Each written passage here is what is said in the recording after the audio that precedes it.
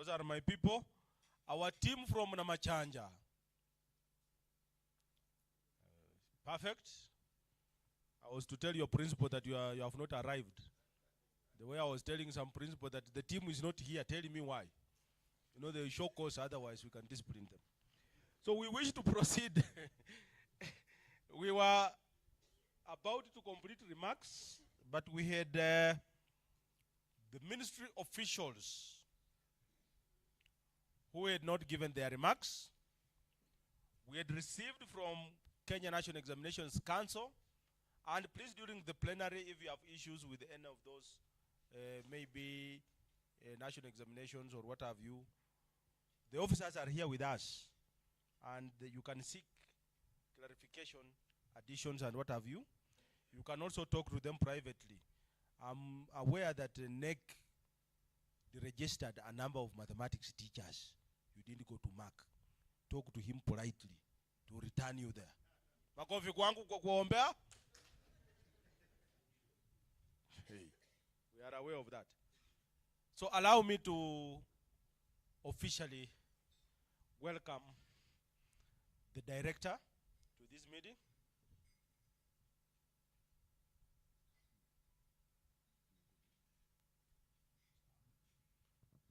We wish to report the arrival and presence of Mr.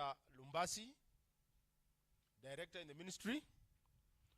We wish also to recognize the arrival of Morris Akala from Trans Nzoia. Makofi kwao. That we wish to give them an opportunity to share with us briefly what this day is all about. We call this a sensitization. We have reasons why we called it so. But we wish that we also train in the areas that you may have challenges. That's why we have a whole day's program. But without taking much time, allow me to introduce one member of the Kibabii University team who was away when we did introduction. Daktari, I know you are humble and people might even mistake from where you are seated, and they may not know that you are part of the Kibabii team, and they can therefore consult you or request for guidance here and there. Dr. Kati, please, where you are.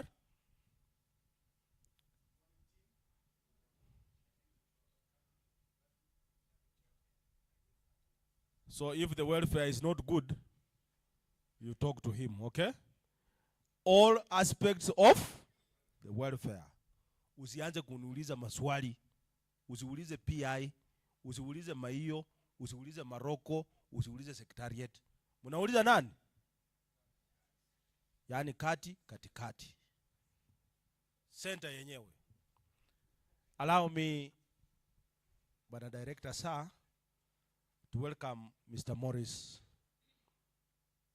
Akala to make a few remarks, then invite Evelyn to take the protocol of the ministry. Welcome. Makofi kwa akikuja.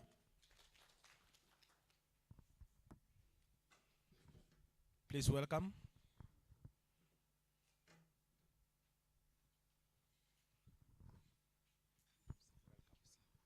Yes. The project leader, Professor Wanjala,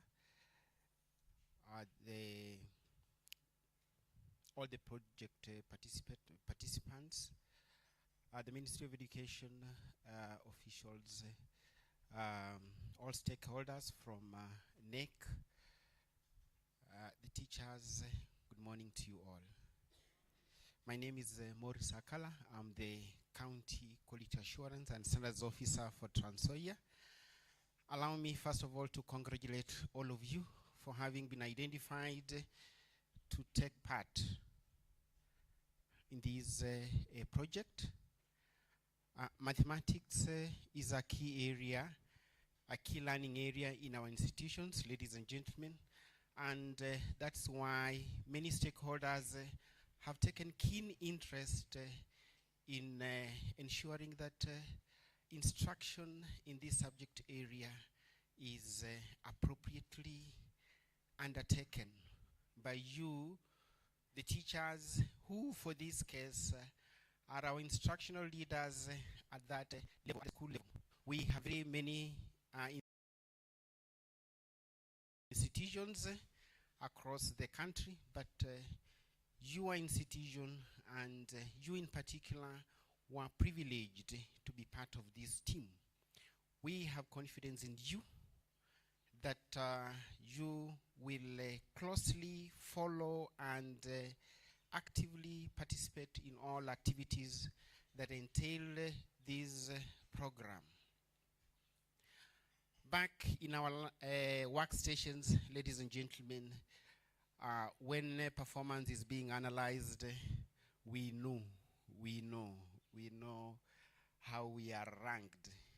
Yet, I want to mention that as teachers in this subject area, we put in a lot in terms of time, in terms of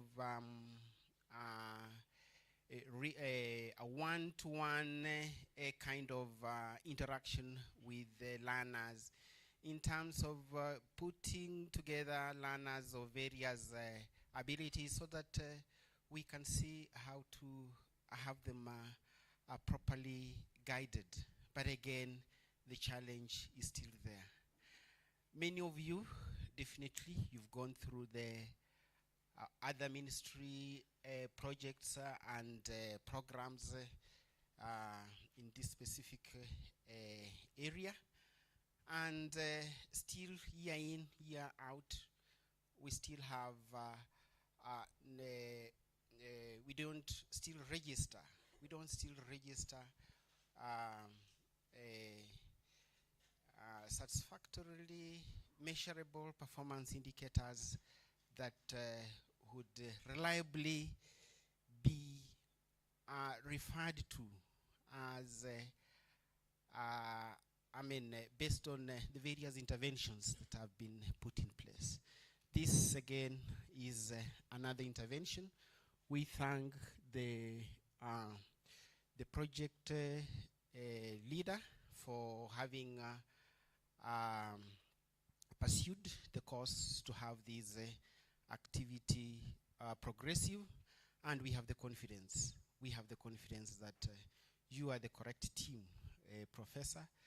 I trust this team shall make us get reasonable milestones in this subject area far as instruction is concerned. Allow me not to say so much because my seniors are here, and that again, ladies and gentlemen, underlies,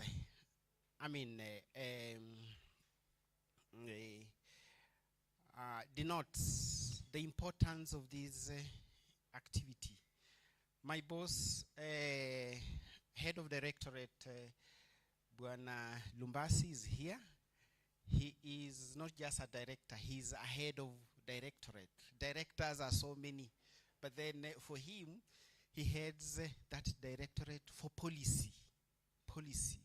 All the policies developed in, guiding the education sector, he is actually in charge. And you'll actually be privileged to listen to him and get his guidance. Master of Ceremony, I was to call in, yes, Madam Eva, please, kindly come over so that we can give guidance, we can give encouragement, we can give focus to the participants of this activity as we pick up. Welcome, Madam.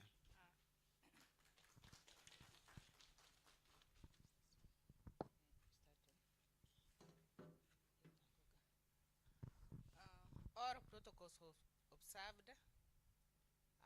My name is Farino Mwega from the Ministry of Education headquarters.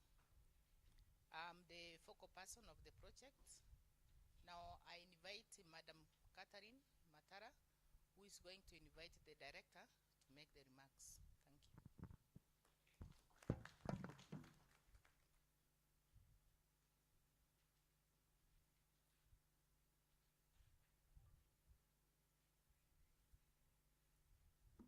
you. Okay, thank you, Eva. The VC Kibabii in absentia, our head of directorate, Director Lumbasi, the project members led by Professor Martin, our representative from NEC, the Ministry of Education officials, professors present and doctors, our guest teachers, ladies and gentlemen, good afternoon. Good afternoon once more. My name is Catherine Matara. I am from the Directorate of Policy, Partnerships, and East African Community Affairs. I'm in charge of implementation of pertinent and contemporary issues or education programs, and I'm happy to be here today. I would like to thank the project members and the project lead for this very good project that is going to realize improved performance for our learners. I would not like to say much, but at this point in time, I would like to welcome our head of directorate to address you. Thank you.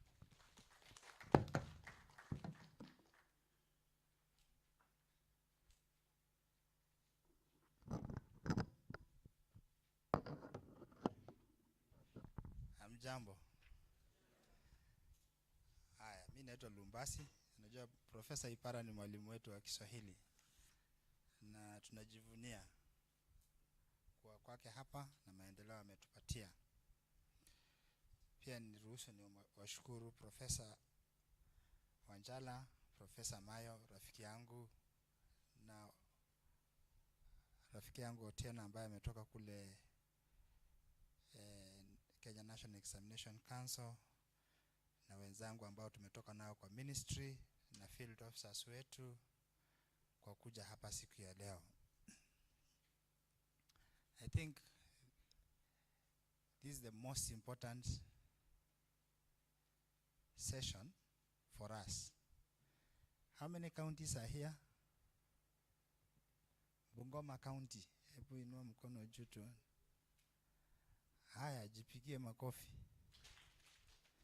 Unajua hii county tukifanya analysis ya mtihani,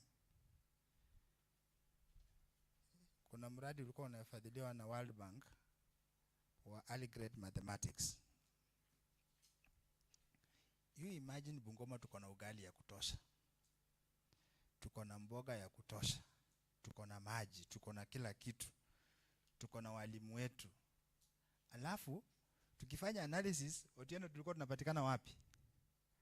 Among the last 3 counties. And our focus was very simple. We were looking at whether the learners will be able to achieve the desired competencies of level 3 or 4 in subtraction. Walimu. Na unajua tukiwa huko Nairobi, in the sector ya elimu, ukiangalia maprofesa wengi na watu wanafunzi hesabu, wanatoka wapi? Sasa shida iko wapi? Hapo tukabaki nyuma. Tukafanya utafiti tena, kutaka kujua ni nani wanaongoza kwa watoto kupachikwa mimba. Tukapata Bungoma tuko the top 5. Tuko the top what? 5 in terms of GBV, teenage pregnancies. Yani ugali tunakula, badala ya kutumika upande hii inatumika huku chini zaidi. It's painful. It's painful. And this is a wake-up call. When I saw this project, nilikuwa nafuatwa sana na Professor Wanchala anasema we want to access the schools. We say this is the right thing. So we should take this with the seriousness it deserves. Watu wa Trans Nzoia wako wapi? Wapigie makofi. Alafu kaunti gani tena? Busia? Busia tuko? Aha. Apigie makofi. Which county again? West Pokot tuko wapi? Very good. Pigia watu makofi. Unajua hata mimi natoka West Pokot. Sababu ile maji na kunywa inateremka inatoka West Pokot, lakini pia hewa navuta inatoka pale tu. So I would like to take much time. Personally, I am a teacher of mathematics. I used to teach with Professor Research and Statistics, and we've come a long way. So while I taught in St. Joseph's, I think I matched mathematics in 2008, 2009, 1999, 98, and 2000. We were taking the lead from St. Bridget's and you can conquer. And the trick is very simple. Anybody who teaches mathematics is a leader. We then take the second seat. So the choice is yours. Because if you don't make an impact for the little time we have, then we stand to lose. That is when I was teaching in a big school. I was given a very small school professor called Kerera. And Eva and Catherine understand where it is. With a very low enrollment, I started the first exam they did had a mean score of 1.82.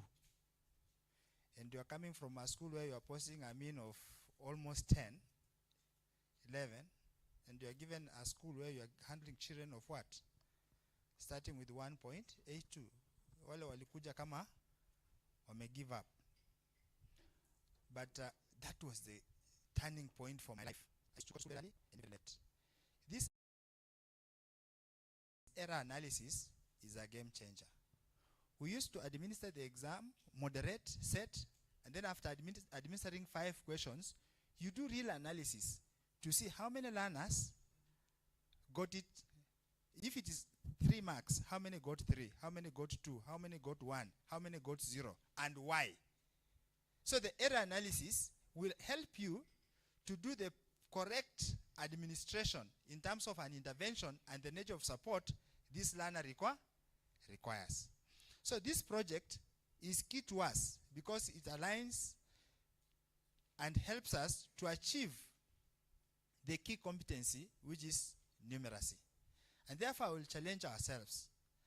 Within the World Bank project, we experimented to establish a community of practice between the teacher training institution and the schools, so that these teacher trainers and the quality assurance officers can follow up and provide support to the teachers. So these teachers teach in a community within a zone or a cluster of 5 to 10 schools. Then from there, you share.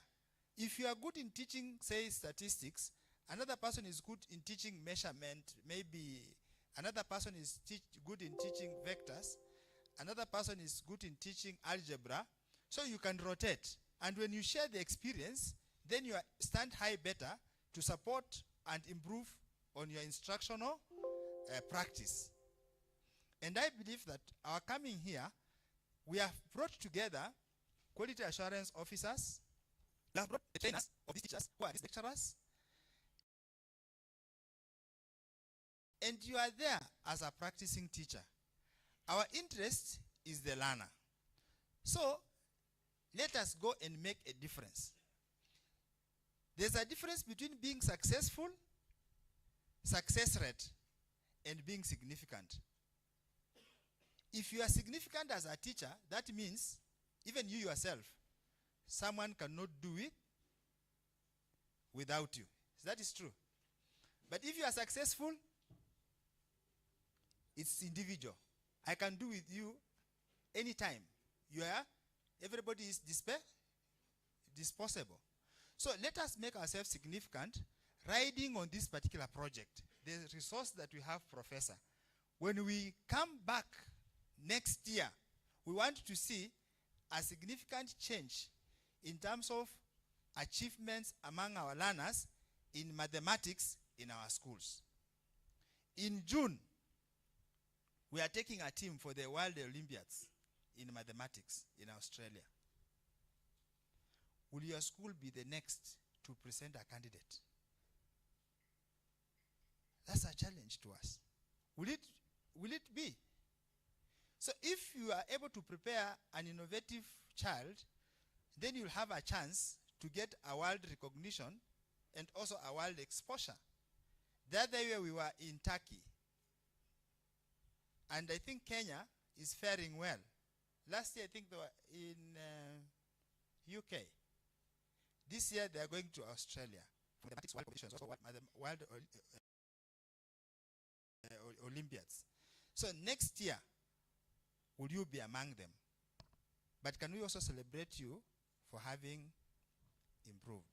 So use of data to inform and improve on our teaching practices will be very key. The other thing, which is a problem to us, for us who are in KU, we were taught applied statistics, was it applied statistics or real analysis by another professor who would come and say, if I dropped this pen up and down, then you'll either have passed or failed. And you'll be referred to as, if you are on this other side, you are a banana. Are we still practicing the same? Because of the challenges that we have now, the class size of 35 children, as recommended, or 40, currently how many students do you have in your class, sir? 65 students. How long is a lesson? 40. Then, as a teacher of mathematics, what individual attention will I give to this learner if the number of learners already exceed what? The time required. But this world is full of challenges. If you are to join a marathon and people have left, would you sit down and wait for them to complete the race? What will you do? Dust yourself up with the little you have and march forward. What we call a luta. What I will appeal to is that create additional time. Self-sacrifice. I used to go to class at 5:30 with my girls in St. Joseph's, and we used to go to bed at 10. We part ways. They finish at 9. We have a small 30-45 minutes to reflect about mathematics. And it's a game changer. Create more time. And when you create more time, you become significant. Why? People follow your results. They don't follow your success, but they follow the impact you leave in others. Prof, we've come here to back you up and assure you of our commitment because of the good work that you are doing. We'll wait for the Kenya National Examination to give us the results next year, and we'll analyze again.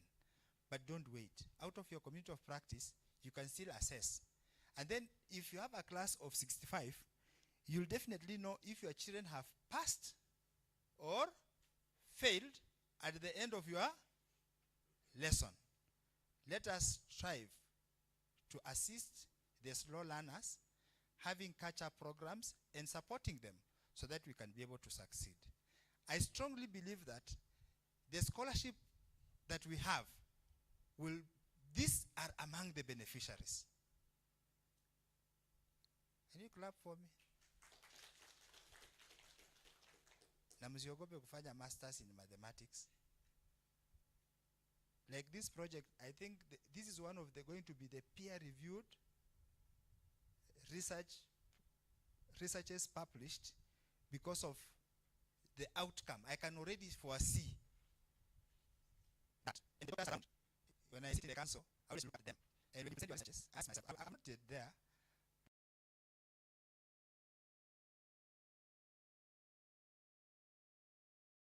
But nilifika mahali nikaona maybe nita give up. Professor akakuja akaniambia, Lumbasi, don't give up.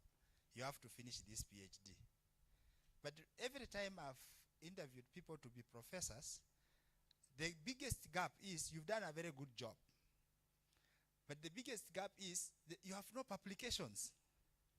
So what people have started to do is, because we don't do verification, you come to Nairobi to River Road, you print some thesis, you bring to us, and then you say, this is what my students I supervised. And one guy who studied in the UK presented his own classmates and said that he supervised them. Then we told them, wait a minute, simple.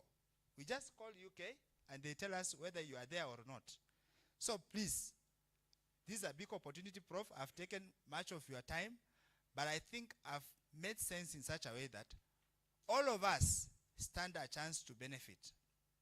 To me as a policy maker, there will be a policy brief that will make an informed change in the instruction for mathematics. Is the problem the language, the way Prof has said, or is the problem the teacher, or the problem the time, or the problem the resources are available? Let us go out of our way. And let me tell you, Prof, this university where it is used to be our grazing ground. Across is my uncle's premises. Na hii tu waliuzia upande hii kidogo waanzishe TTC. Sasa hii university tunaenjoy in and out. So when I'm here, I'm happy. Sasa ninasema karibuni sana nyumbani na ninataka tufanye kitu kimoja. Let us make Bungoma. Let us make Busia.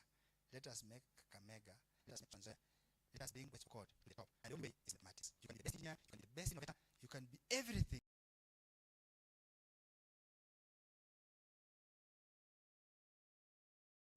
If you have mathematics, the rest will follow.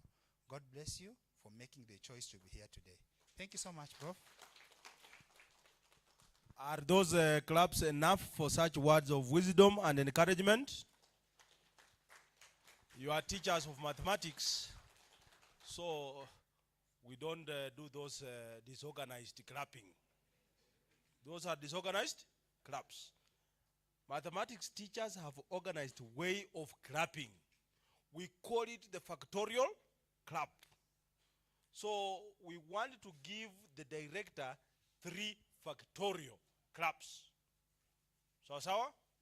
So we go mathematical, we go the factorial way. So are we ready? Yes. My brother, are you ready? Or digestion has begun?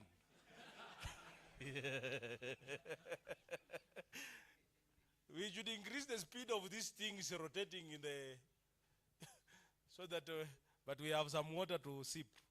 So when you feel something, you sip a little. You don't take a pack up. It's advisable.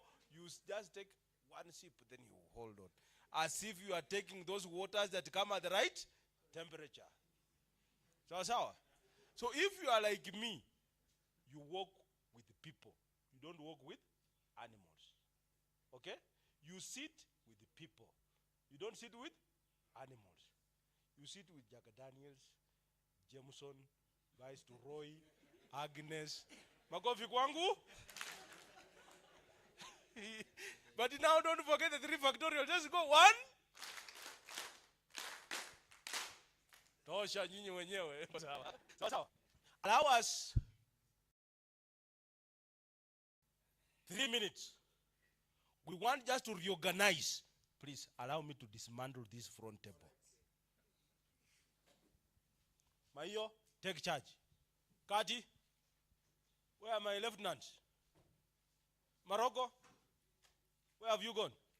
What you Mukono? You go up. You go up. The boys of the hand. Call them here quickly. I need them now. We want now to get to the gist. See, amekuwa tu my story, Nini kutuambia that everything is mathematical. Even when you are sitting, we can get your angle of sitting. When you are walking, we can get the acceleration, we can get the speed, we can get everything. Mayo was proposing we turn it down. That everything you do is mathematics. Even when you are sipping that tea, that mixture has a component of water, milk, tea leaves, sugar. They come in a ratio. That is, simunafunzanga ratios, proportions, and whatever. Ndio hiyo. Even when you are cooking, you cannot take a whole gorogoro of unga to a whole gorogoro, to one gorogoro of water. Unakuwa hivyo kweli? Hapana. We use estimation. Na hivi yote ni hesabu. What is not mathematics? When I'm teaching people mathematics education, how to be teachers, those I've taught you know. What is not mathematical? Everything is mathematics. So we must walk mathematics, talk mathematics, everything we do is mathematics, because mathematics is life.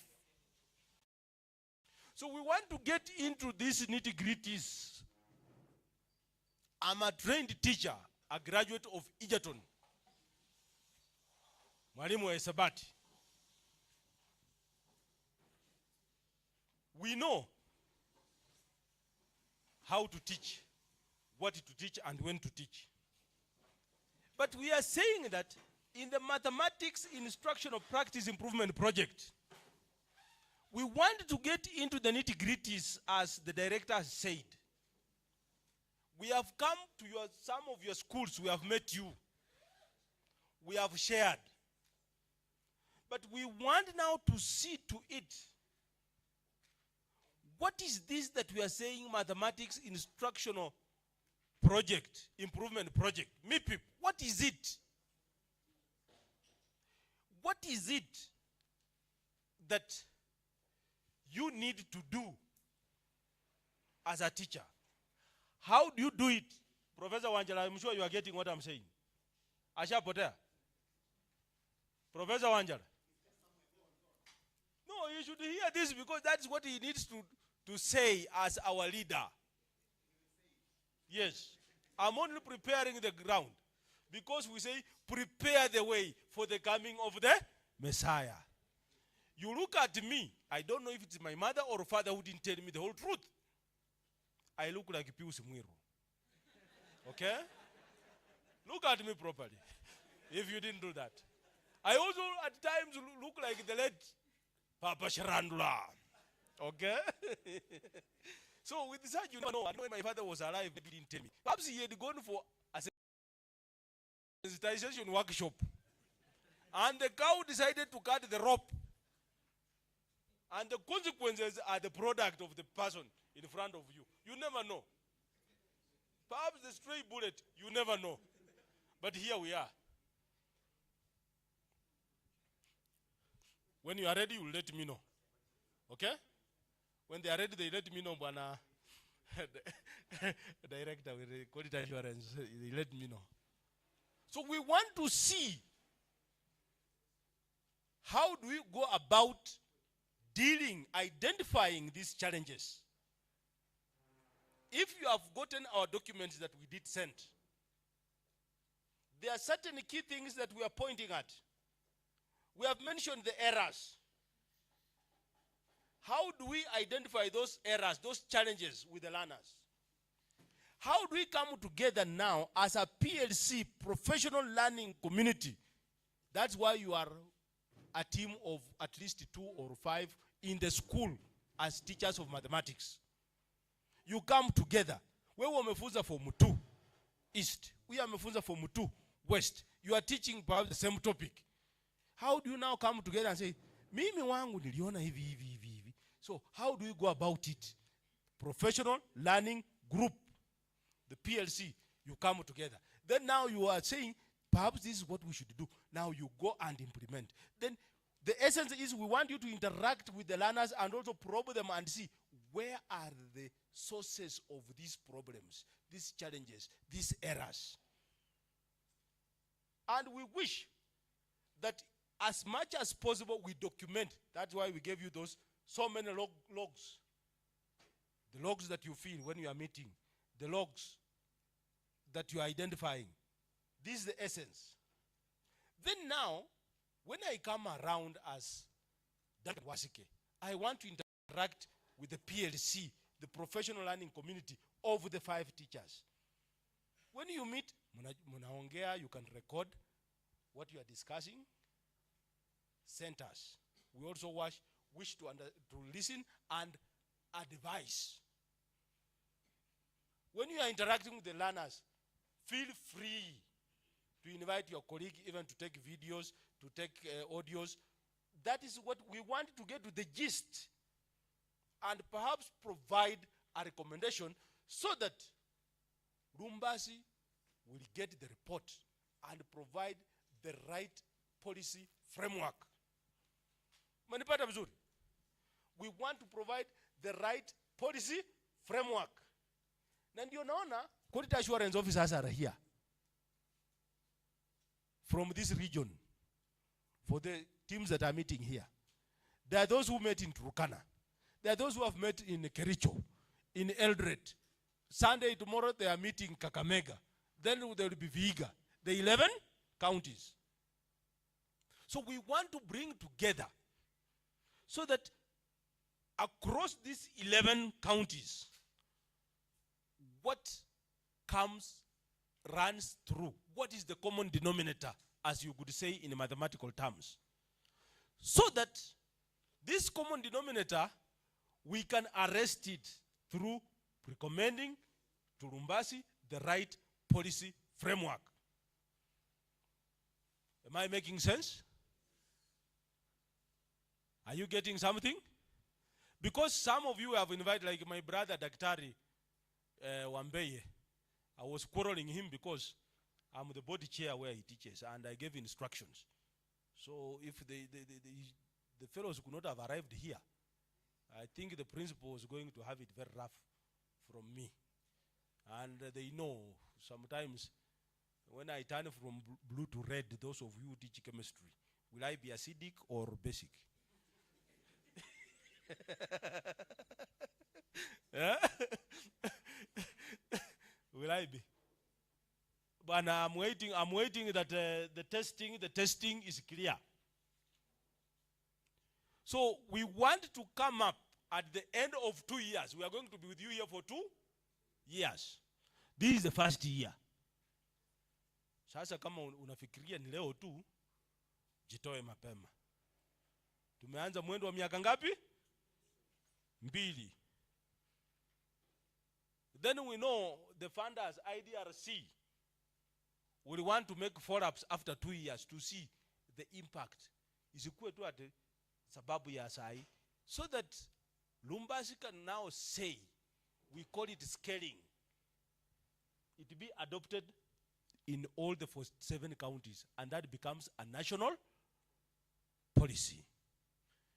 You will be proud to have been one of the fellas who are there to pilot, to recommend this.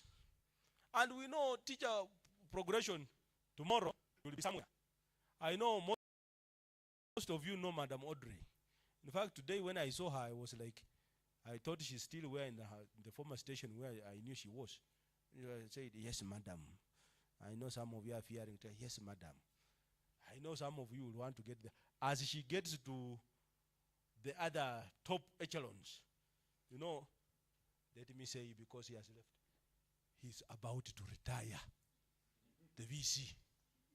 So I should be taking over as the VC. Who doesn't want to become the VC? Who doesn't want to become the director like our brother Lumbasi? Who doesn't want to become a head?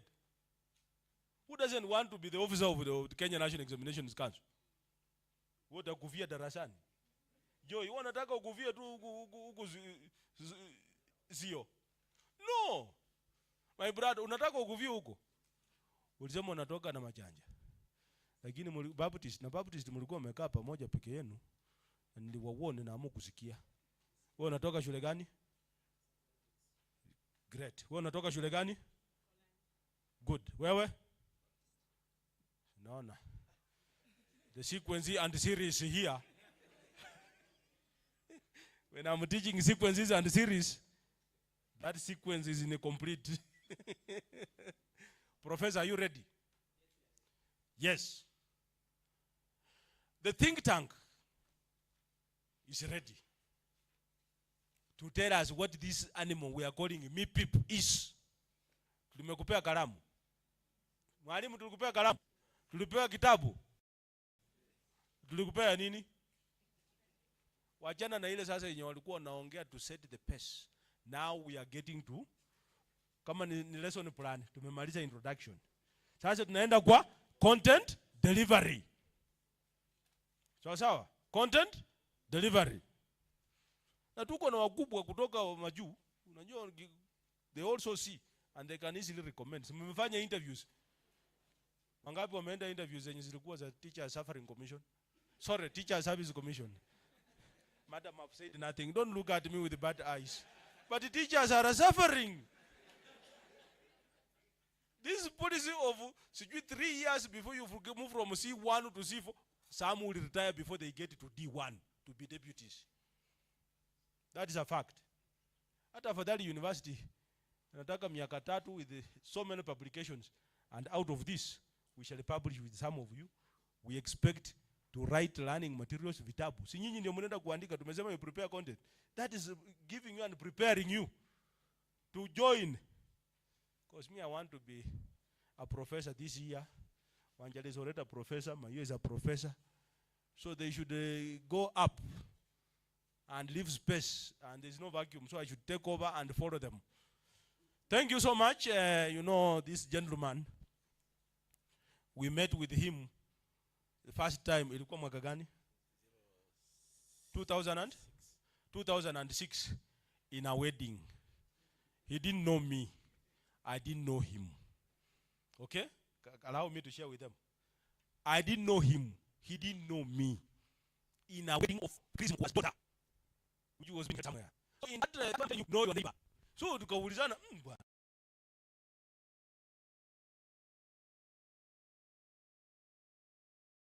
Then he talked to Rubu, because then I said, oh, was it Wamoai? Oh, what? Uliwai? Oh, nimemaliza my masters. Sijui nini. Nikasema, oh, which area? So we happen to be in the same area. Then I told him, bwana, there is a kazi hapa, bwana, mimi niko naumia na mascripts huku. Dorcas huko wapi? Nilikuwa nawafunza at that time. I told you, nyinyi wanafunzi wangu hapa ni majority, 3/4 of you. Let me not name, I've named enough. So I told him, leta makaratasi yako Monday kwa ofisi. Utasahisha makaratasi yangu. And that was the beginning. Unaweka mguu kidogo, unasema wacha niingize kwa kichwa. Wacha niingize kwa bega. Na mwishowe wewe huko kwa serikali. Na hivyo ndio Raila wenu anafanya. Ako kwa serikali ama kwa wapi? Si ndio? Sasa wewe pia fanya namna hiyo. And I'm proud since that time. I moved from Masinde Muliro. I'm now here, this is my 10th year. But we have kept the relationship. We have kept working together on these mathematical things. Let us give a round of applause for Professor Wanjala. Thank you, Professor. Karibu.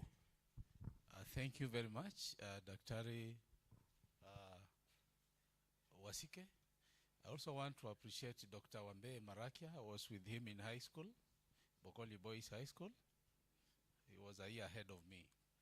I've interacted with these teachers. I've been visiting them in schools. We've been sharing about the MIPIP priorities. I've sent materials to them to spare some time and look at them. We've been training each other. And now we have a pleasure to now share about the MIPIP priorities. The objective of MIPIP is to improve the use of data, to inform and improve practice. We've been working with teachers, and these are our priorities. We work together in groups of 3 to 5 teachers, which forms a professional learning community. And for an effective professional learning community, we have a shared leadership where we have roles as we mentor each other in the PLCs. We share values and vision. We aim at improving the teaching and learning of mathematics. We share ideas. We share experiences from our day-to-day instructional activities, and we support each other in terms of taking advantage of each other's strengths and weaknesses to pull each other as we focus on analysis of learner errors, where we analyze errors made by learners on NEC reports, the daily mathematical tasks. We interrogate the learners on the causes of those errors to find out their thinking behind those errors. Then we share in groups on how best to address them. We also share about the data-driven practices. As MIPIP, we are doing research on effective instructional practices that promote gender equality and inclusivity, because we realize that there are so many learners struggling with mathematics, not only in low-performing schools, but also in high-performing schools. As MIPIP, we bring together teachers from all types of schools with all types of experiences, work with different types of learners. So with the knowledge of how the learners perform or their thinking behind the errors, you can be able to share amongst yourselves on the best instructional practices. As MIPIP, we've documented the effective instructional practices, and we've given guidelines on how best to implement them. We share those materials online. There's a link we will provide you to the web, so that as we also interact during this workshop, we are doing a baseline so that you will respond to those particular questions. Then at midline and endline, we shall do the same. And we are happy today we have the Ministry of Education officials who will be doing the monitoring of our events for us. For us, we will be interacting with you in your schools, where we encourage peer instruction, where teachers, you teach the same class at different times. Our expectation from you, you record those incidences. What we only need from you are the audios and videos. And you should feel free to record, because in the website, you'll only have access through the knowledge network of mathematics educators. You will be the only people accessing them, though some other materials are also there. They will be accessible to all the mathematics teachers, and we intend to expand to use more teachers and more schools and more counties in Kenya. We lay emphasis on teacher learning, teamwork, and collaborative learning, learning from one another. The experience you learn on how to handle a learner in understanding mathematical concepts. We emphasize learning from one another. PLCs encourage teacher learning. We've also documented those effective practices that you can learn from each other and share in your PLCs as you improve the teaching and learning process. We emphasize for you to work collectively as a team so that you are able to share the ideas. We emphasize the GEI, gender equality and inclusive practices, and we lay emphasis on the methods we use to teach. We've also documented the most effective methods like explicit instructions, guided instruction, independent practice. If you just go through our manuals that we provide to you, we will keep on providing them to you. You should be able to adopt those instructional practices in your teaching, so that as you prepare the methods, the material, the language, you'll be able to use the language that can encourage learners to concentrate on the mathematical concepts and be able to understand well.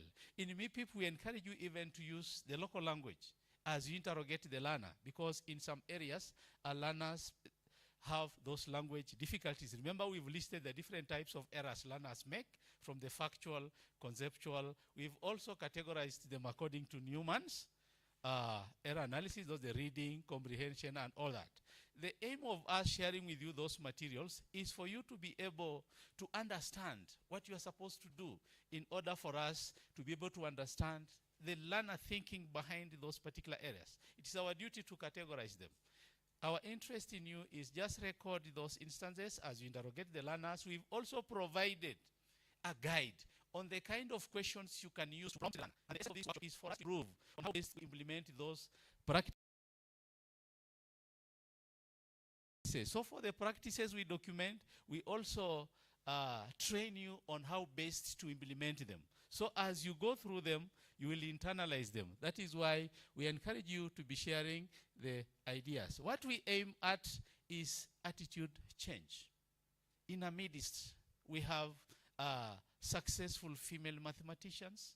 Successful mathematicians, our director has just told us here, is also a friend of maths. We normally call friends of mathematics. So MIPIP provides an opportunity for us to interact with various stakeholders with an aim of encouraging our learners to develop an interest in mathematics. You know, one of the factors that results to attitude change or negative attitude is poor performance in mathematics. If you focus on the learner to enhance individualized attention, definitely with the role models and the environment, you will enhance the confidence of that particular learner, and that will result to attitude change. Then on preparation and use of instructional materials, we encourage you teachers to ensure that you improvise materials and involve your learners in preparation of those particular materials.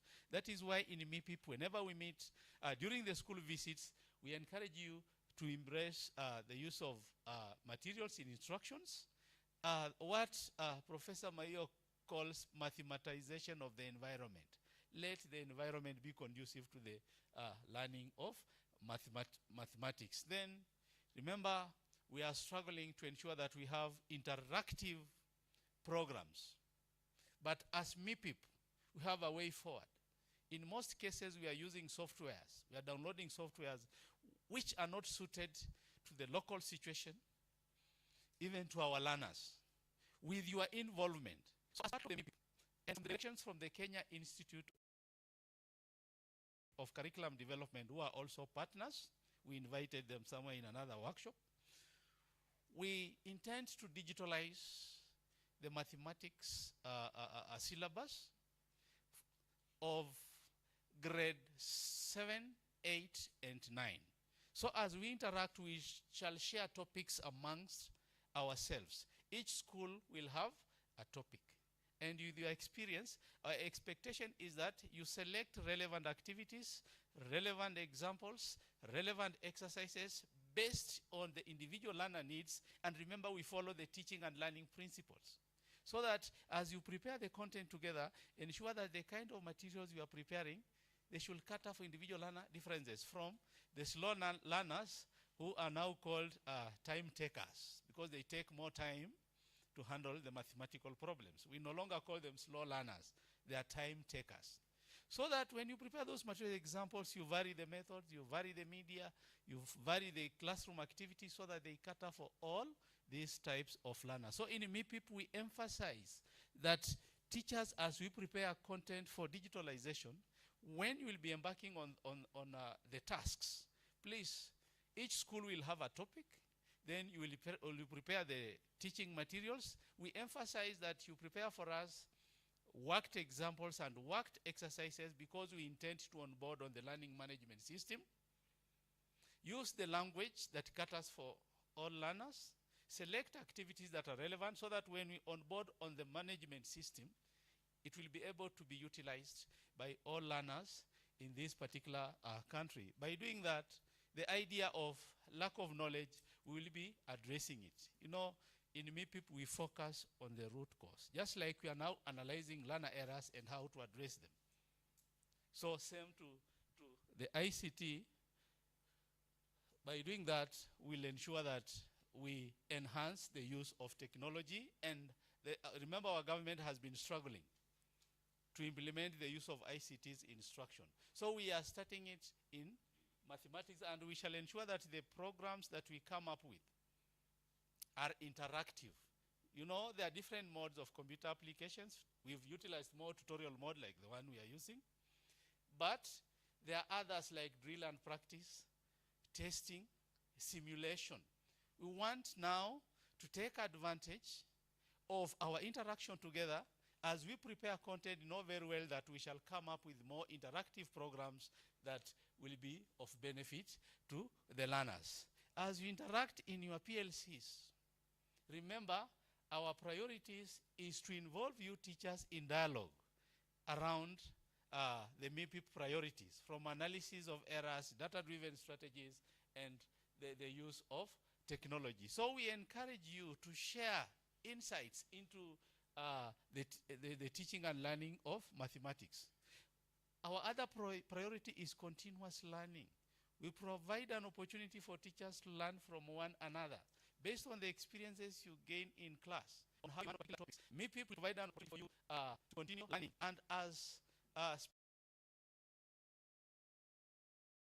speakers have emphasized, through the funder, we also intend to support the teachers who will be interested in furthering in mathematics education. So the scholarships are meant for such. We'll ensure that by the end of this particular program, quite a number of you will benefit. Then we lay emphasis on learner classroom-based practices. This is based on the experiences from the individual learners. There are practices that are refocused on the learner so that we avoid textbook teaching. There are teachers who use examples from the textbooks. They pick a few simpler exercises during instruction. They give an assignment of the most challenging ones. They don't mark and they move on. They don't allow their learners to question whatever they do. We are addressing that so that if a question is challenging to you, you can share with your colleagues. What we only need as MIPIP, because our activities are just based in schools, you just do them as teachers. We keep on visiting you weekly to encourage you, as we also facilitate, because we expect productive discussions. So as you discussed amongst yourselves, know very well that we want you to adopt these learner-based classroom practices. Then we are geared towards preparing teachers in the use of technology. That is why we lay emphasis on technological, pedagogical, and content knowledge preparedness. We are now starting, you know, the integration of technology takes different phases. We are starting at the initial phases. We can't just rush you and tell you use digital tools and you don't know how to use them. That is what is forcing most teachers to keep on downloading materials from the net. Those materials are made for the participation. But we are asking, from your experiences with the learners, preparing content together, standardizing them through sharing, then we come up with our own knowledge using local names, local examples, whatever learners interact with. We will come up with the digital content that will help to ensure that we proceed. As we interact, I wish to welcome Dr. B to now talk about the key activities in MIPIP, so that after he talks about that, we will have another speaker. Thank you very much. Makofi kwake. Hayo yanatosha kweli. Ama digestion ndio inafika katikati. Anybody with maths biology here? Maths biology combination? Oh, hakuna, otherwise ningeuliza munge explain digestion. After how long after eating does digestion become fully? Because I'm told that blood tends to move towards certain, to concentrate in certain parts of the body, leaving others less, with less, and therefore that's what may cause a conversation of the eyelids. You want them to keep open, but they refuse. They want to come together so that they interact. Yeah, and in the process of interacting, you know, the brain now starts having mishaps, so that you don't really, you are following, you are listening, the ears are listening, but the brain is not comprehending anything. The eyes might be wanting to see, but they are not really seeing anything. Dr. Ongea na hii walimu ya hesabu. Ambia hao hiyo vitu ya errors. How do we want them and how do we go about it? Lakini waambie pia mambo ya matopics. Makofi kwa Dr. B. Tena. Sasa mmenikumbusha. Sasa kuanzia leo saa hii kwenda mbele takuwa nasema because of that, inakuwa tu mara moja, yep, because of that, because of that, because of that. That is now the trend. Thank you. Welcome, B. Okay, thank you very much, Dr. Wekesa. Officials from the Ministry of Education. We have Mr. Otieno from NEC. PLC's teachers, good afternoon. Yes, this is a very interesting and very interactive sensitization workshop. And I'm happy that most of us, especially those who have made some speeches, they are mathematics teachers.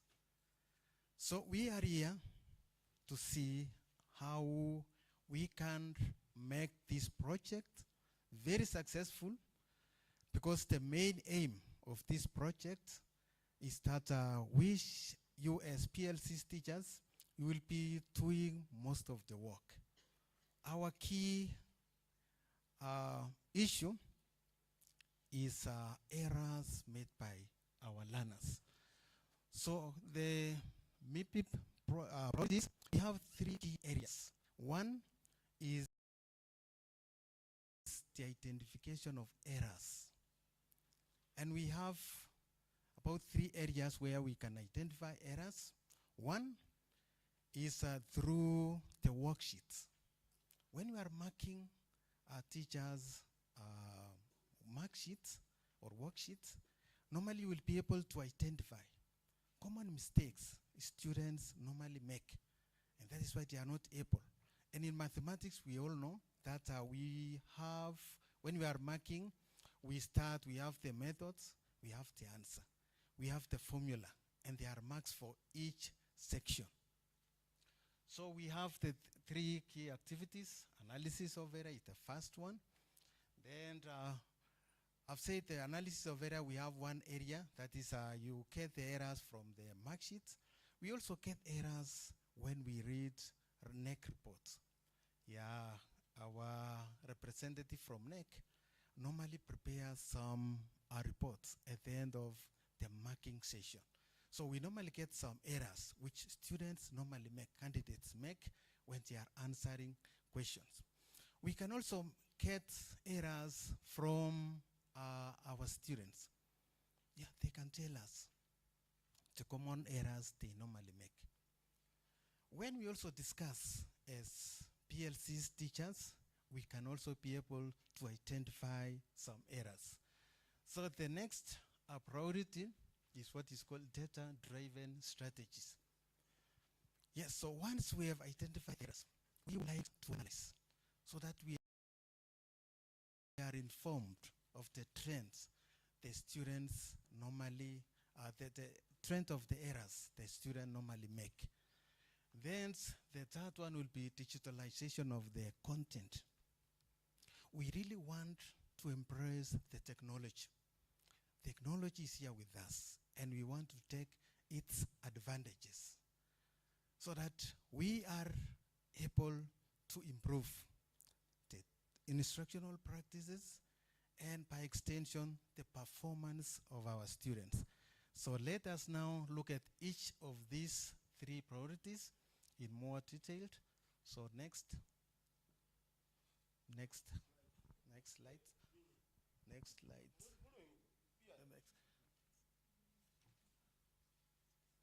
Yes, analysis of errors. So one source of analyzing. Thank you.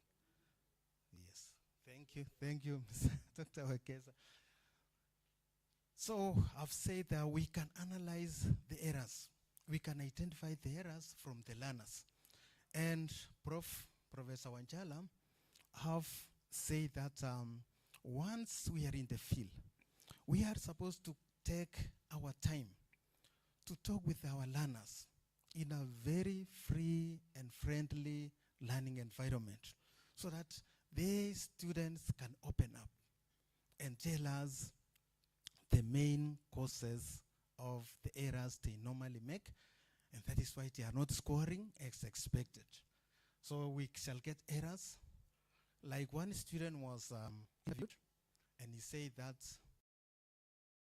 the challenges, one challenge he encountered while answering a mathematics exam that was dealing with factorization was that, factorization, that is doing with addition, was that the student was not able to remember to indicate the POTMAS. So we know the POTMAS, about how to deal with the brackets. We know the POTMAS. So he was saying that normally, once given a very simple arithmetics, to add, to multiply, to divide, which seem to be the simplest. We normally find that students, they normally score very little when it comes to these aspects of mathematics responding, because they forget to write the POTMAS. And if they follow the POTMAS very keenly, then they will be able to arrive at the correct answer. So we are, if that is the case, and then we are informed that normally we should be able to change our methodology of teaching the students. Then the second one is analyzing the errors, as I've said. So once you have identified errors from the learners, which is also indicated there later on, then you are supposed to have a meeting of the PLCs in our stations, maybe 3 or 4 or 5. Then each of you come up with the errors which students have confessed having met. Then you discuss. Once you have discussed, you are expected to come up with an improved instructional practice, which will make an intervention so that the student will not repeat the same errors in future. Then the third one is sharing within the PLC the errors discussed and analyzed. So you can discuss within your group. We have also PLCs within a county, and we shall also be able to link you with other PLCs from other counties, so that you'll be able to share. And finally, we shall, Prof will tell you, we shall be able to give you one topic where you will just concentrate in identifying errors made over the last 10 years. And this can come from the NEC report, come from your class. Then from there, we shall be able to know the most common errors made per topic. And we shall generate and come up with a revised and improved instructional practice as that can counteract with each of the errors made. Then the fourth one is that you will be, we shall be able to be interrogating learners to open up. That is related with the first one. You will be expected, and I know some of you have done, that when you go back to your PLC centers, you are supposed to video record the students when they are opening up. When you create a very good environment, be it in class, you are supposed to ask the student, having administered a cut or enter, why he or she has made an error and he or she was not able to score the maximum mark. The student will explain that for question 1, I was not able to get the maximum mark because of this error. The other question, because of that. So you record, as I've said, and then later on you will analyze.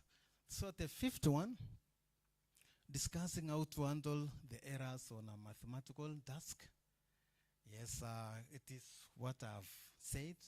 that once the student have just opened up, you meet some MIPIP team in your stations and identify, record, and then you come up with strategies, as I've said, that can inform an improvement in the instructional process.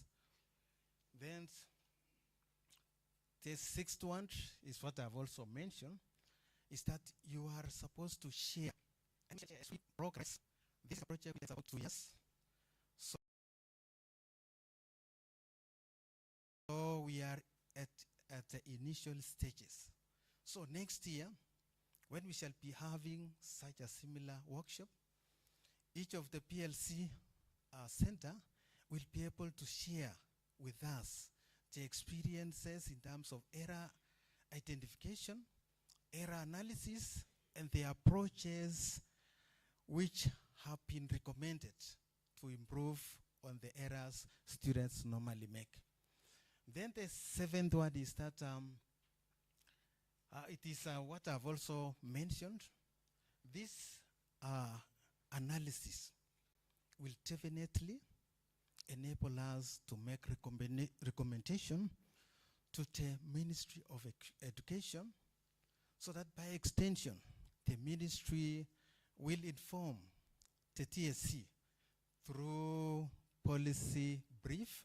We have been told by the director that normally when they get a very good advice, which emanate from a very good research, they normally make a policy brief to the TSC so that they can change the methodology of approaching or teaching a particular subject, content in a particular subject. So what we are doing here will, in the long run, improve the performance of mathematics across our country. So it is not that we are doing for the sake of the 11 countries, but it will just extend beyond the 11 countries, and it will just be a nationwide task. We can improve the performance of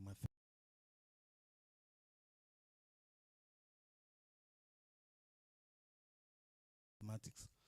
Then number 8, concept mapping, designing of lessons, team teaching, and lesson reflection. Concept mapping. This one has to do with a situation where you introduce a topic and let the students say anything they know about that concept. Like you are teaching a cycle. You want to teach students about the area of a cycle. Then you can say, today we want to look at the area of a cycle. And then let the student tell you what they really know about the cycle. Somebody will say it is a curved, it is an area enclosed with a curved surface. Somebody will say, okay, to get the area of a cycle, it is pi r squared. Somebody will say, okay, we have a cycle passing through, a line passing through, which is known as the diameter. So let the students bring anything they know about the concept you are putting across to the learners. Then thereafter, let them see the relationship between all the concepts the students have identified. That is what is called concept mapping. Then designing of lessons. Yeah, the lesson will be informed by the recommendations which emanate from the errors analyzed, so that you will change the methodology of teaching a given concept. Because you have known that for the common errors emanated, that you need to change the approach. Team teaching, it has been said, even our case, they have really touched on this. Team teaching is a way of sharing experiences. It is a way of improving on our methodology. It is a way of sharing the content we know about our subject. Team teaching is so encouraged, because we all know that you may not be good in some topic. You are good in another topic. So as a team, you may pick one topic in Form 1, another topic in Form 2, the same Form 3 and 4, so that you can just work as a team. And every end of the term, you can compare notes and see how you have performed. Then lesson reflection is about feedback from the learners. Normally, after you have taught, we all know that you are supposed to make a reflection based on the objective you have taught, the objective you have just taken the student through. Because normally you are supposed to say whether you have really achieved your objective. If there are 3 or so, based on the methodology and based on the content delivery. So you are supposed to always make a reflection. So let us move to the next priority.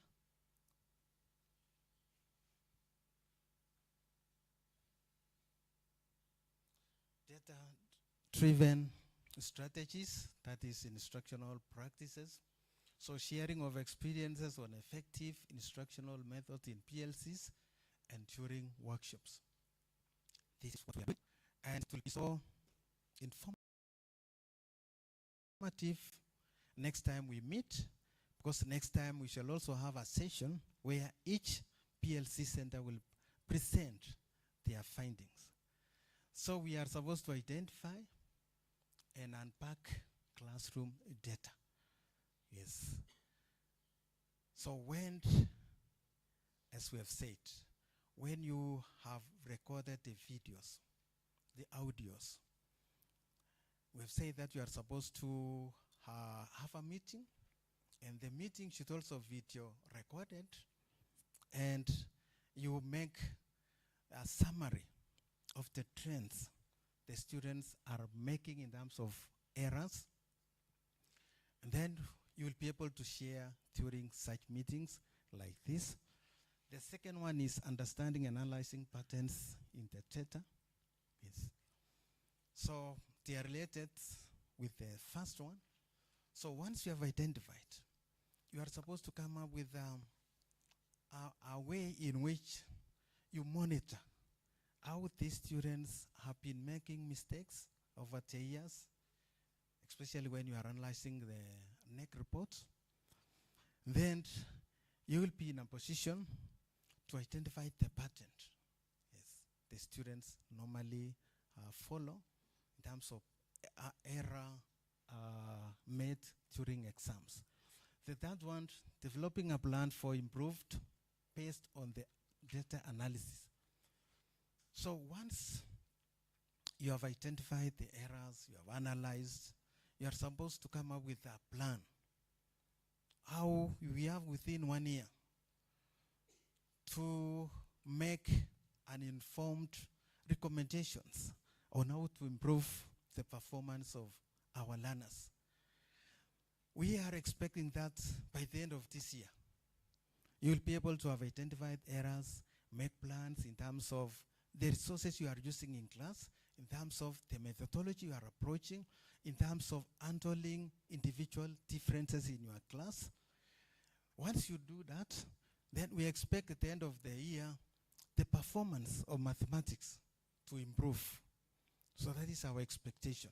So you have a plan in terms of the methodology, the materials you are using, in terms of analyzing individual differences, especially if you are in a mixed school. We have ladies, we have girls, and then we have boys. We are also supposed not to be using examples from one sex, one domain, one gender. Initially, books, you will be me witnesses, that books used to have to use masculine examples. Mr. Onyango went to the market, bought these items. Mr. Otieno, Mr. Kiplangat. But these days, let us be gender sensitive. Use examples which cut across the gender within your classroom, so that each of those learners will feel well represented. Then we have the fourth one, teamwork together to examine data from their own classes. So these are related to what we have discussed. So we have the teams. I know not all of us came here. You are about 7, 8 in a PLC center, and only about 5 were able to be selected to come and join us. So during your free time, please try also to engage the other teachers who are teaching mathematics. Then you form a team. You analyze the errors, and then you will be able to discuss and examine these errors with a lot of recording, a lot either video or audio, and then you'll be able to share with your colleagues.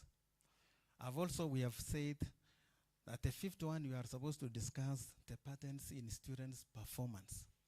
So from day one, once you have just identified the error, go back to class. You have discussed with your colleagues, and you have made some recommendation. Start implementing the recommendation immediately.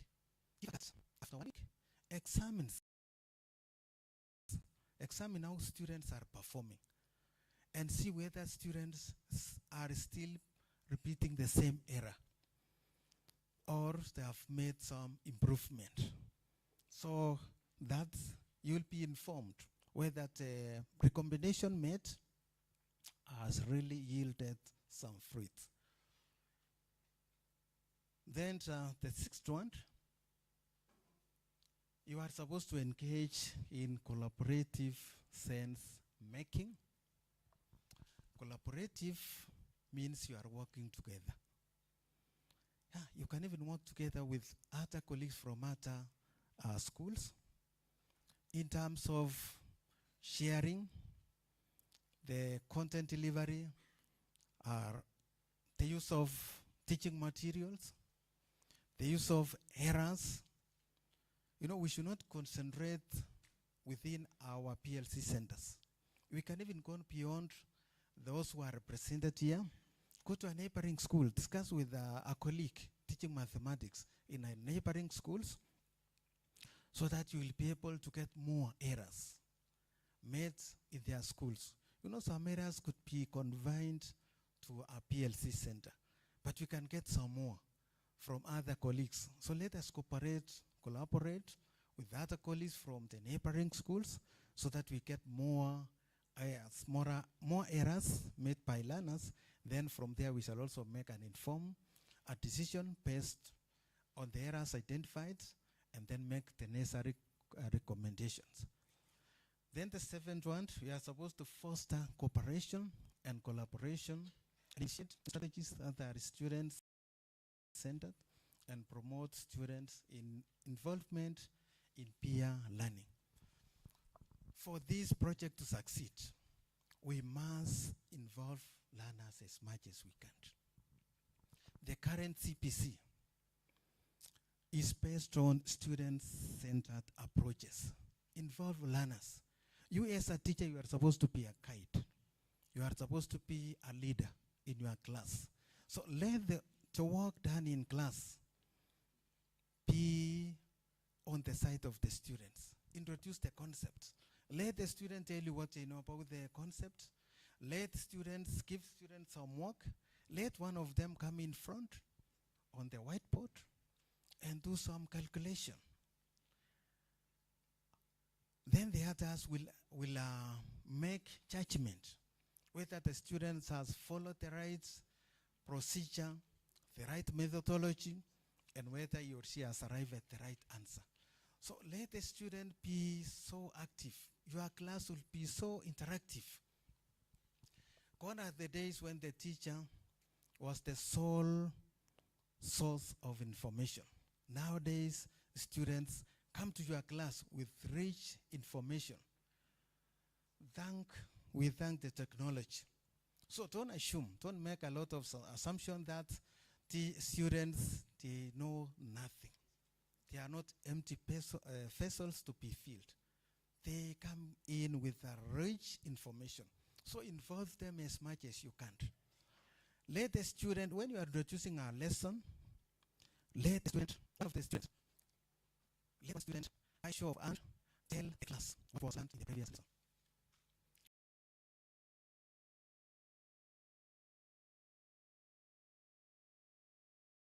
And when you are also introducing a concept, a new concept, let the student explain anything they know about the concept. And then by so doing, you will be involving them and they will really learn a lot. It is said there is a proverb, a Chinese proverb that tell me and I forget. Show me and I will remember. Involve me in the activity and I will not forget.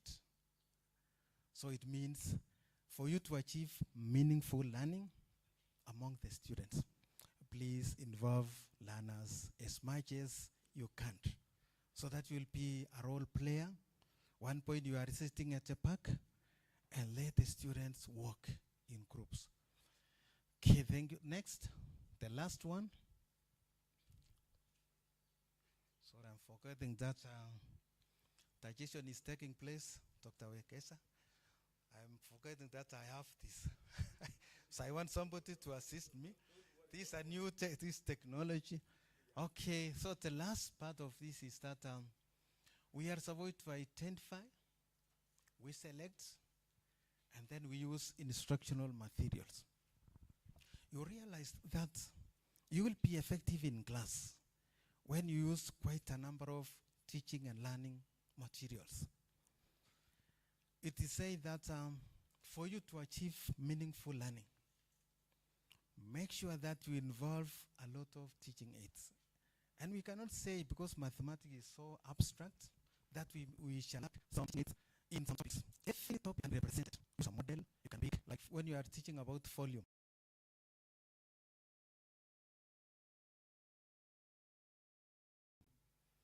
Of solids.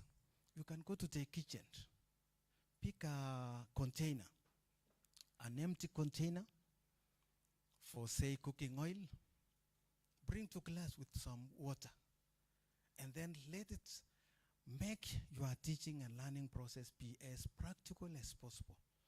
Let the student know what you mean by volume, and let them calculate based on the materials you have just availed in class. And also, when you are not able to access any materials, Prof said, please improvise.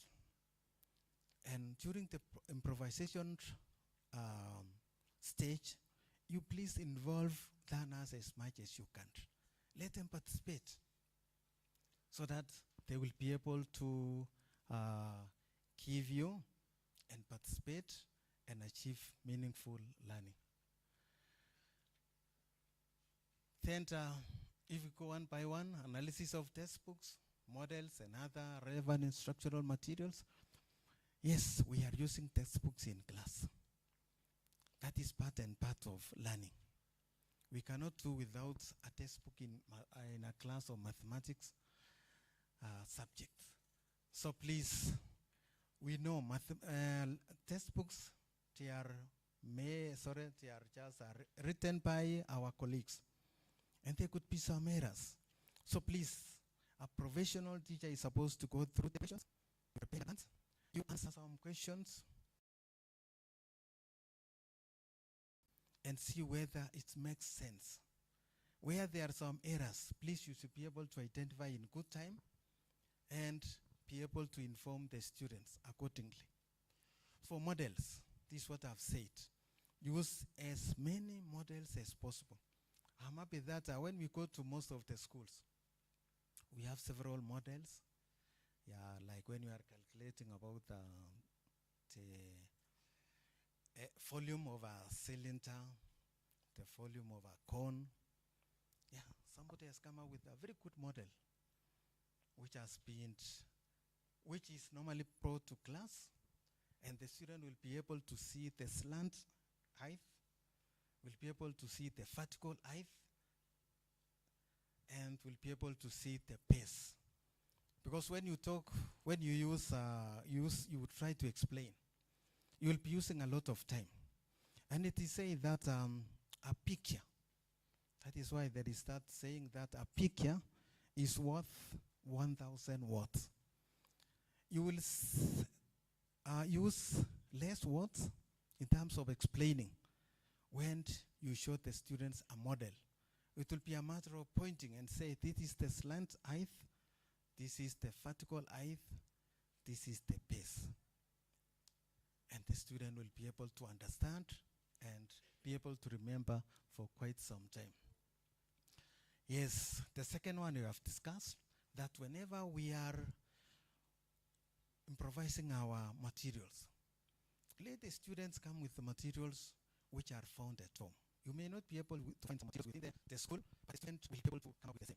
So you have the themes of work. You know what will be taking next week. So on a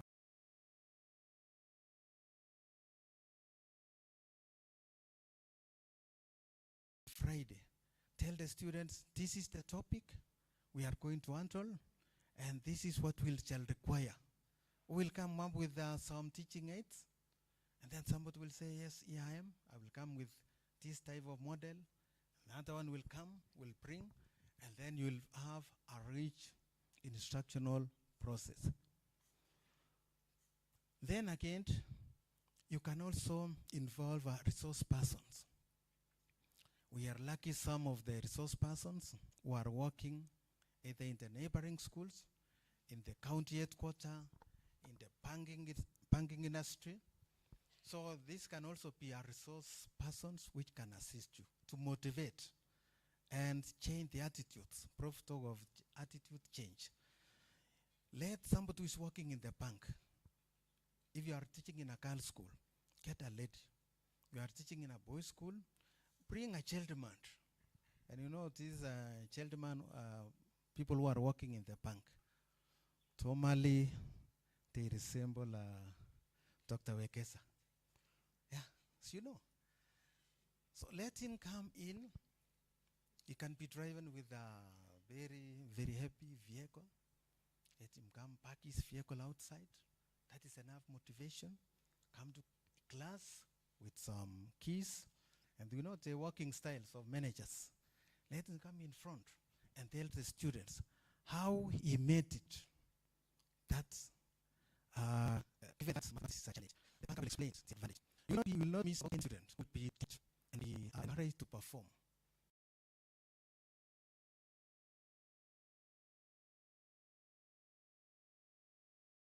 Because somebody will be eyeing that position. So please, as Prof said earlier, let us use the locally available materials as much as we can. Then the third one, promoting a use of materials that are unbiased and culturally relevant. Yes, I've said we should not give examples which are gender biased. Yes, if you, even in your class, you are in a mixed school, so don't all the time ask girls to answer some questions. Just balance. One girl, the next one a boy. And if you are also in a one single sex school, don't just always ask somebody who is probably bright or somebody who is weak. Please balance. This time round, somebody who is bright, another one average, another one less privileged or time taker. Prof talked of we are discouraged from using negative intonations, sorry, negative statements like slow learner, but we can say time taker. That is the only challenge with that student is that he or she requires more time, so it should be time taker. Then the fourth one, engagement with the role models. I've said, I've typed on this. Yes, when you are dealing with mathematics role models, it can be materials, can be resource persons, I've said. So deal with real objects, real persons, and the student will be so encouraged. You are making learning to be practical. Yeah, invite even your neighbor. a teacher teaching in a neighboring school, let he or she come to class, take one topic, and the student would really be motivated. You know, when you change, as we've talked of team teaching, when you change, that is also a strategy of changing the way you put across content to your learners. Then the fifth one, you are supposed to identify all the time areas of improvement. After looking at the feedback at the end of every lesson, you are supposed to identify the areas you have really made it and the areas you feel you didn't do as expected. It could be that you are not able to use the right material, so that next time you will get a better materials, a better model, which can make the learning for that particular topic to be so meaningful and so interesting. So you are supposed to make improvement every time you made or you have gone to class and have taught. Then the sixth one is that you are supposed to use the data to plan for specific adjustment in staff or with respect to instruction. Anytime you have identified that there is a loophole, there is a mistake you made, there is a gap, please, in the next class, try to fill that gap by either improving on the methodology you have used, improving on the materials you have used, or even inviting another colleague. There's some topics we are not competent in all in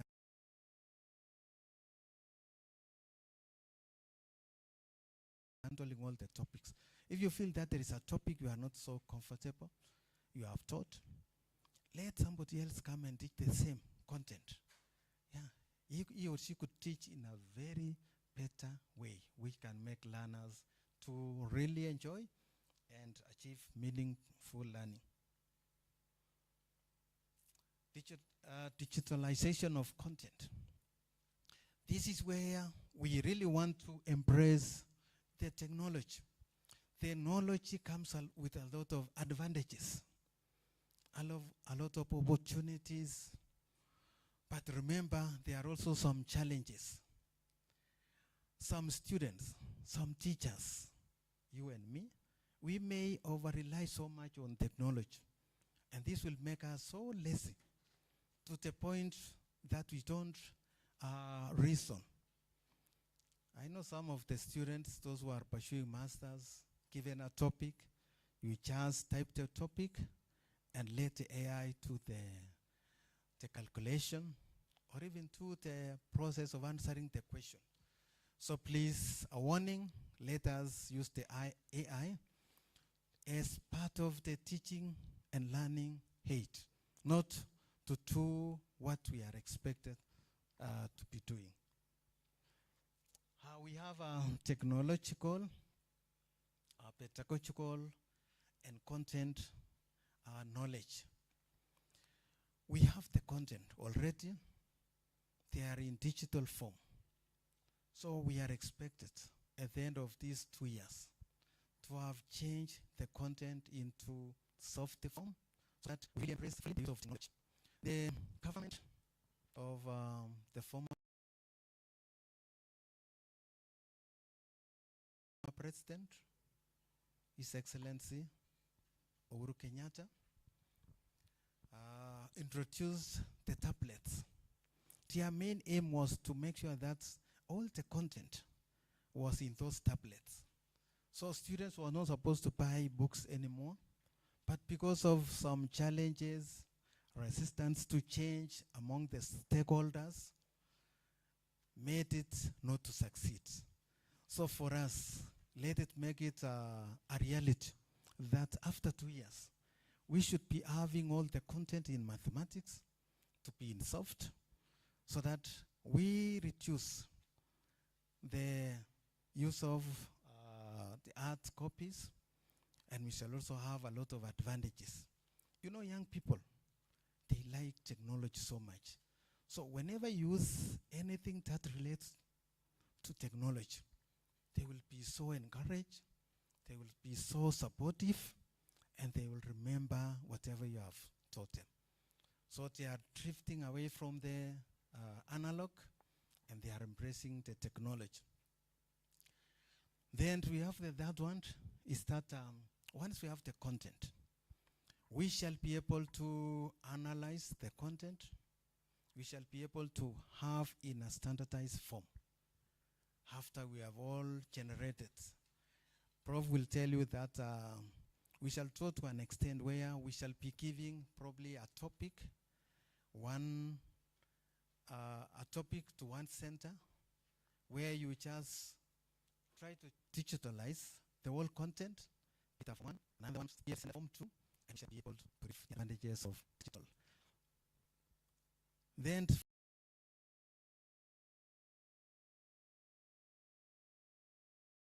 for the fourth one, it is related to what we have discussed.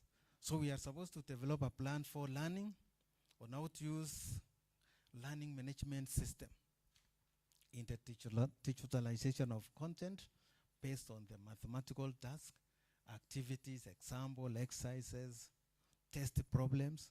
Yeah, Professor Wanjala did indicate that the activities should be given after every lesson.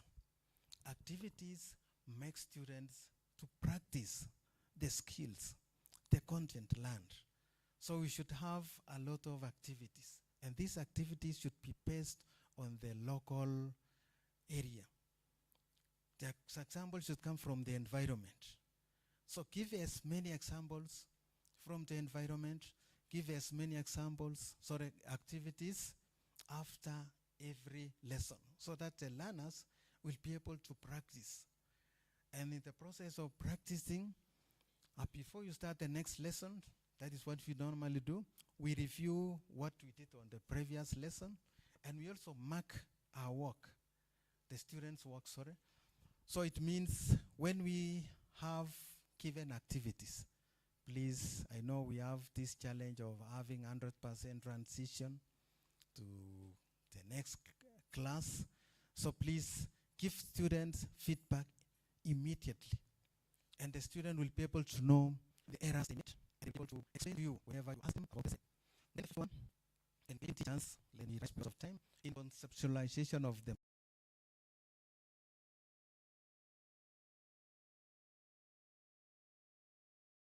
mathematics syllabus and topics for preparation of the content materials. Yeah. The material we are using. You know, some of the materials are so expensive. Some of the materials they may not be found within. So instead of improvising a lot, we can digitalize the materials. Take a video. Now that we have technology, we can use technology to source for teaching materials. Like about the bonding in chemistry. Yeah, you can have or the growth of plants. You can use technology to show students how a plant is growing. We can also use the same technology to show students how to solve a problem. So we are supposed to make sure that we have the content with us in soft, and we use technology so that we can capture and be able to have all the required teaching materials within our reach, which can be of great help now that we have technology with us. The sixth one, standardization of the prepared content materials and use of LMS. Yes, once, we shall be coming once in a while. We meet, we come up with a standardized way of addressing or incorporating the content in our platform, technology platform, and we shall be able to use without any challenge. So our next meetings, we shall be able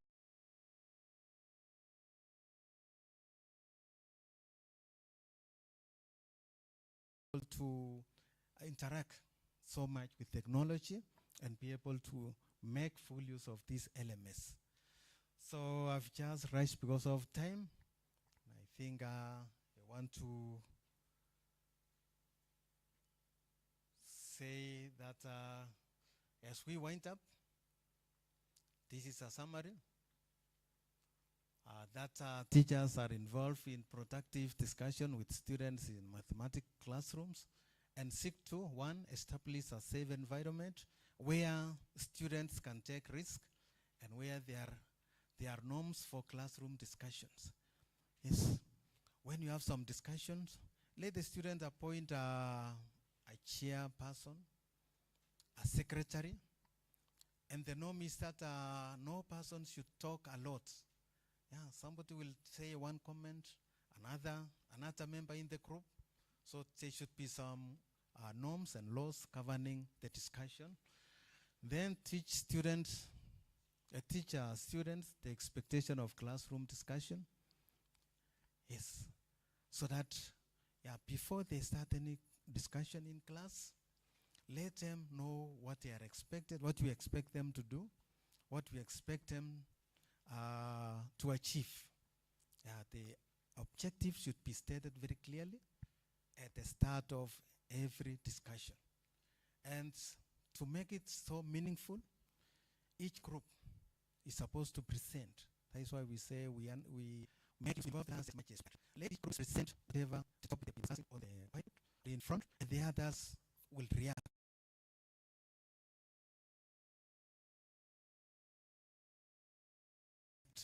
And make some recommendations.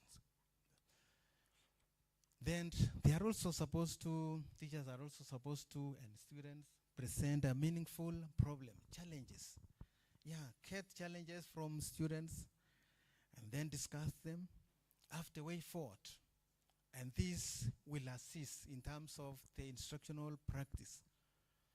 Remember that we want to make improvement every day we go to class. We have said that you identify the error. Every time students do an exam, you are supposed to mark the exams, identify the errors, discuss the errors with the students, so that next time you give a similar exam, the student will be able to improve. Then you are supposed to build on in terms of opportunities,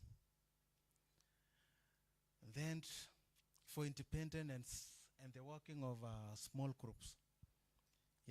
When we are making groups, I know we always take note that no students who have the same capabilities should be grouped together. It is always advisable that we have students with varied capabilities. Bright students, average students, time takers being grouped under one team so that they will be able to learn from each other. Otherwise, if you leave the time takers alone, they won't learn anything. Discussion and teamwork is all about learning from each other. So please make sure that we balance. Then we're also supposed to facilitate the sharing of strategies within the whole class. So what's a strategy in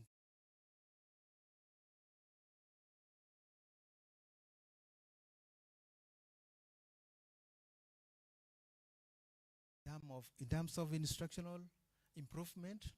Then the same should be shared with all the team members and also the students.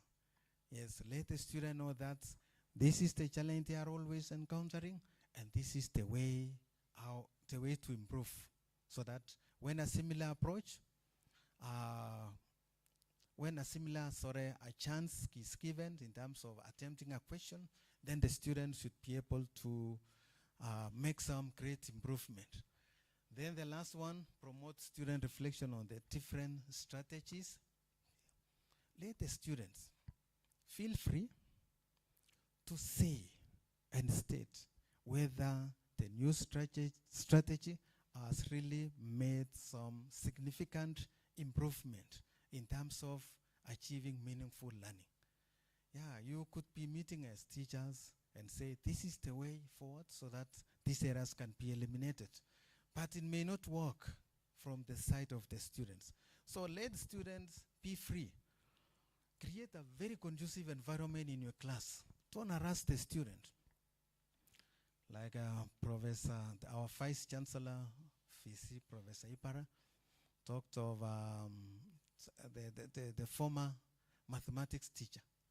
Yes, You know, those days, the mathematics teacher was supposed to know everything, and the student was only supposed to just learn from the teacher. So just let the students say and determine whether the strategies arrived at have any meaningful impact on their learning process. And by so doing, you will be able to achieve meaningful learning. Yes, this is the last one. So, in fact, it's mentioning what you have discussed. Teachers are involved in discussion. Yes.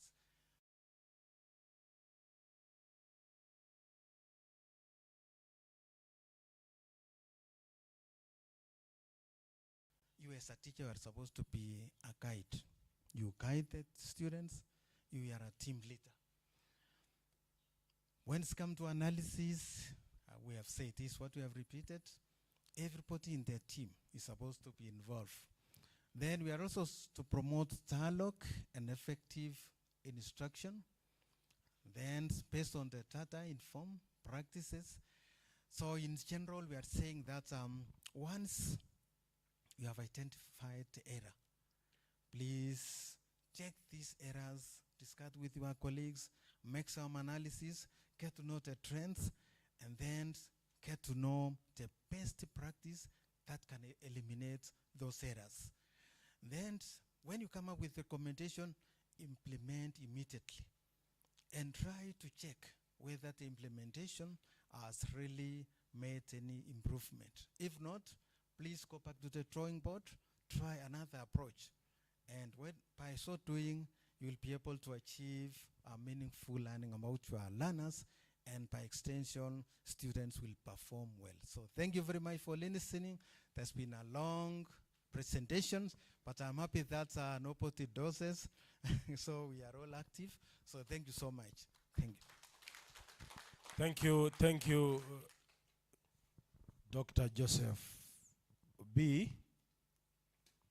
You know, there always exists a close relationship. In fact, a correlation of almost one between the team members. Why say so? Those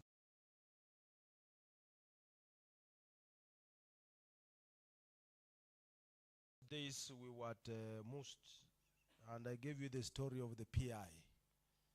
When the position was finally advertised, Joseph B. also applied.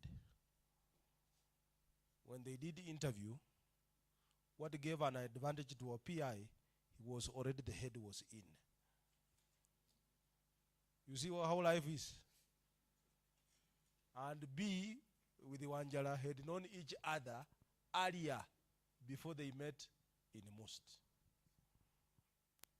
These are the facts. B and Wanjala had met earlier during their earlier life at the university. They were classmates, to be specific, during masters. So for you in the PLC, you never know where you will meet again with the person you are with in the PLC. Let us give a round of applause to Dr. Joseph B., the brain behind the success of this work and the growth at Kabianga. Yes. So those days we were at most, today we are here, I'm sure I'll be a professor or a vice chancellor at Kabianga. Thank you so much. Makofi kwangu. We wish, I'm informed, I know, Time for Runje, as somebody could read it. Time for Runje. That may sound Latin or Greek to some, if not most of us. But before we actualize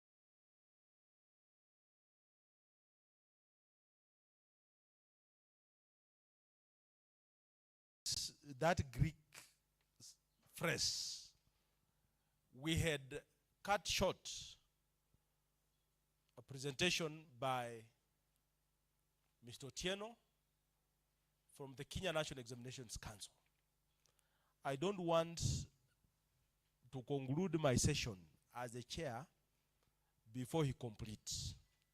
Allow me to give him 10 minutes Because you have heard our focus, and the focus of the Kenya National Examinations Council is the main mandate is about assessment and certification. They assess by using those assessment tools. After the assessment you have marked, they do an analysis. And they are the ones who also gave us a lot of literature about these issues that we are raising. Kindly, let us give a round of applause to Mr. Otieno as he comes back.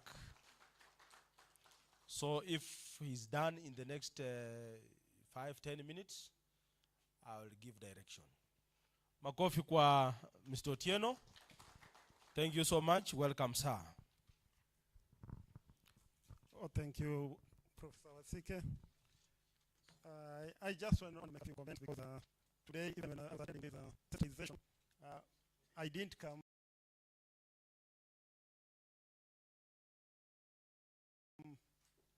let's say with the presentation. It's just some few comments because I'm also, up to now, I'm also a mathematics teacher. I just want to maybe highlight some of the few things, what also we do as a Kenya National Examination Council when we are analyzing the results. I think this project is very good because one thing which I think when we are talking of the examination assessments, most of the time our interest is mainly the bright students, the ones who have been scoring. And even nowadays we have a challenge when we are releasing results. If somebody has not scored an a mean grade of an A, you get a student getting a mean grade of a B+, it looks like the student has failed. Even in the last KCSE we had released the 2024, you get that just somebody appealing because for the results, because a person thought that he was supposed to get an A. A school saying that this is not our results, because they are counting that they don't have adequate number of A's. That school appealing, telling us that this is not their performance. But if we analyze, we look at the way the school has performed, the performance index the school has improved. But they look for how many A's we have. We had one A playing. This year we are starting from A minus or a B plus. We are failing. So what we want to bring across is, as we are moving on, we are embracing the CDC. Even at the Kenya National Examination Council,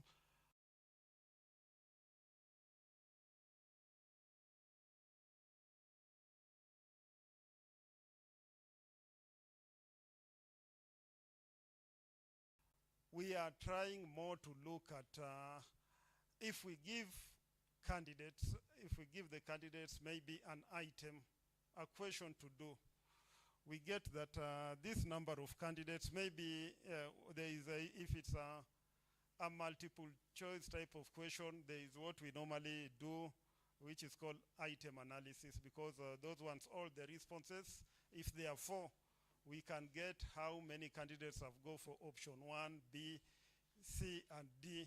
And in that also we get how many candidates have gone for the correct response.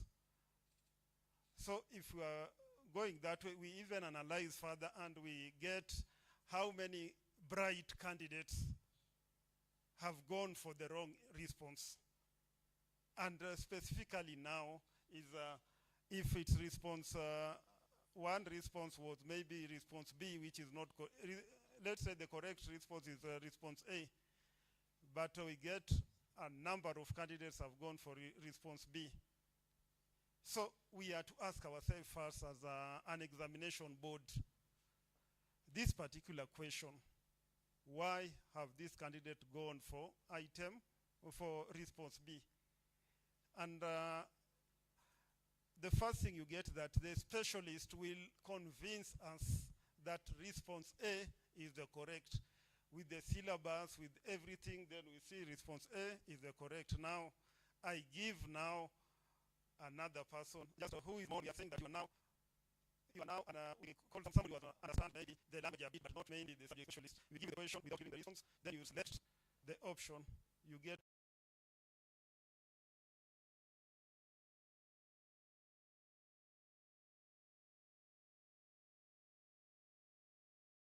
that the person also goes for that particular option which some candidate has gone for it, which is wrong, and they'll explain to you why that particular response they think is the correct response.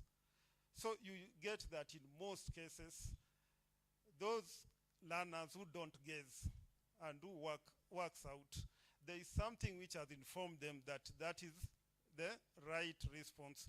So you get that when we are embracing this CBC, we have, if I think those who have been at least trying to follow up the junior school, we have already shared the sample question papers for the grade 9, the end of the grade 9, which we are calling the KGSA assessment. So you get that most of the subjects, they are multiple choice types of question.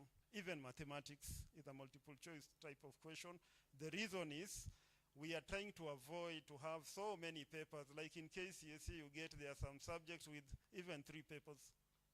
So we are trying to avoid so much to have too many papers, a long examination period, and it's only multiple choice questions which somebody is able to at least assess a wide range of syllabus using very few papers.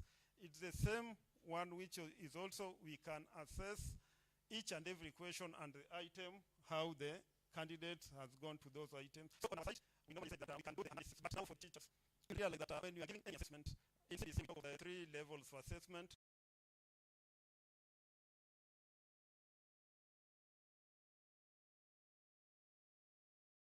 We start with the classroom assessment, which when you are interacting with your learner, you are also in a form of also asking them the classroom types of assessment, question and answers, which are guiding you, these learners together with me, moving the progress. So the main bit which as the Kenya National Examination Council, we are also trying to concentrate on is those who are giving us the responses which we are calling them the errors.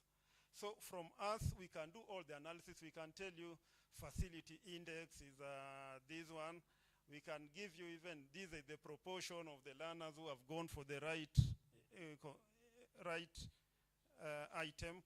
But now for the teachers, when for this particular project in particular, let's try also to look at this issue of errors. We get that for NEC, as we can say that even this particular question, it's the question itself which is confusing.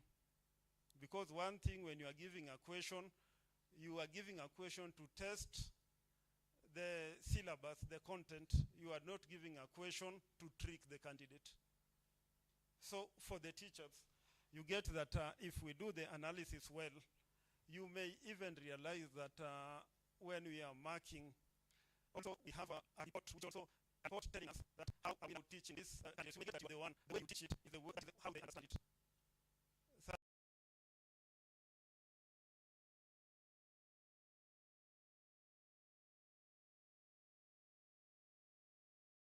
That when they are giving those responses and you analyze it well without, first of all, getting the candidates as if the candidate has failed. You just do the way the project is, we are having the peer who we are now discussing with them.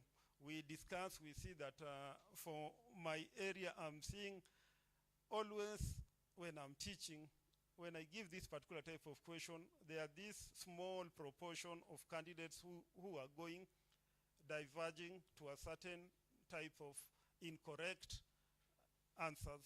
So try to analyze, you'll also realize that all the assessment, all the exams we normally give, they have 3 reports.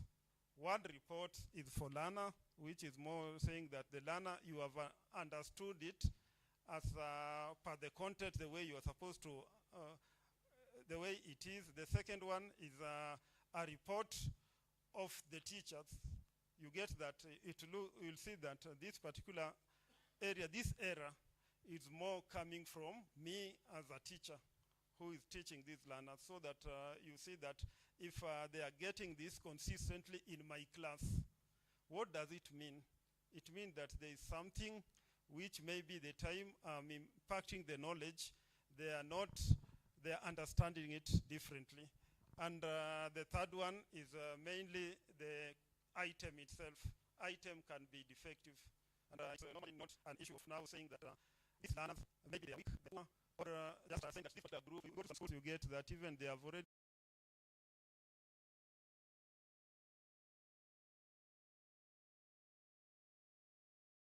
been grouped very early, even in Form 1, that this particular group, there is a poor group, this one is a bright class. And maybe I can even give an example. There is a school which are Form 1, a national school. This one is just an experience for a national school. The one class in Form 1, they were the worst class in that particular school. And even there was a tradition where they are saying that this particular stream has always been poor throughout. So you get that there was that belief, but now the teachers in that class started, they were talked to, this we are calling the peer discussion. Then they realized that the first thing is mentality of people knowing that this stream is always poor. And the stream did the exam in 2024. The funny thing, out of the 8 stream, that was the best in that school, after just analyzing where the error is. So for the teachers, I'll just try to encourage that with this project, let's concentrate on the errors. And after understanding the errors, we also assess ourselves so that we don't say that it's only an error coming from the learners.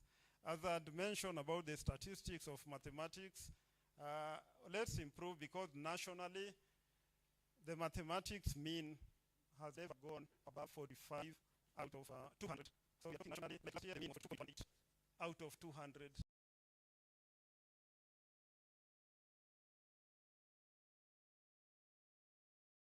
That is, we are talking of the national mean of mathematics being 21%.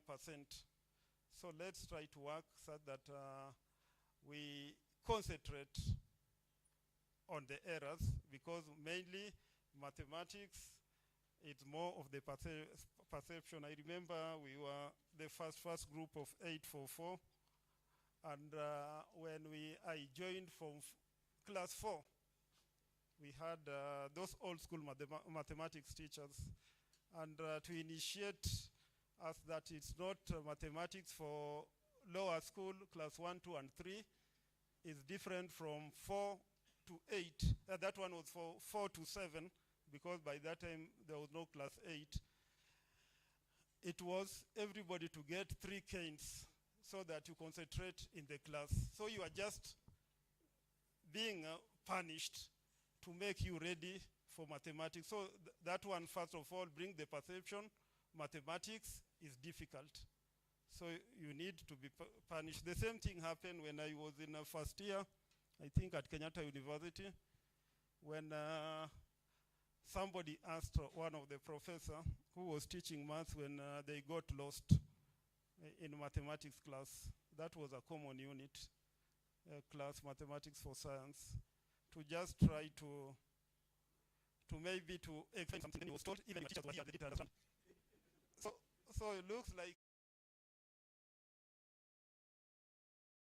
now somebody already has told us it's very difficult. So if you are told your teacher didn't understand when they were in the class, you believe math is hard. So I think with that, Professor Wasike, that's what I wanted maybe to make the team, so that when we are starting, the project has started now, we are now on the baseline. When we come next year on the midline, maybe we'll share more of what the experiences in class, which will help us, will help the teacher, will help the Kenya National Examination Council, and the entire country. Thank you.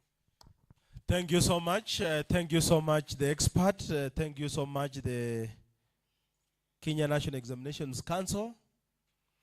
your parting shot is what is of importance. Even your teachers were here. Even your teachers were here. And they could not get anything. What is your parting shot? You tell them, even I taught your father and mother, but they didn't get anything. Eh? Or you'll say, even me, I didn't get anything in this topic. Because we know, in some schools where we came from, we did not complete the syllabus. Sio ni ukweli? Do you normally complete the syllabus? Mimi nilisoma hapa St. Mary's Orare Laboratory. Hapa.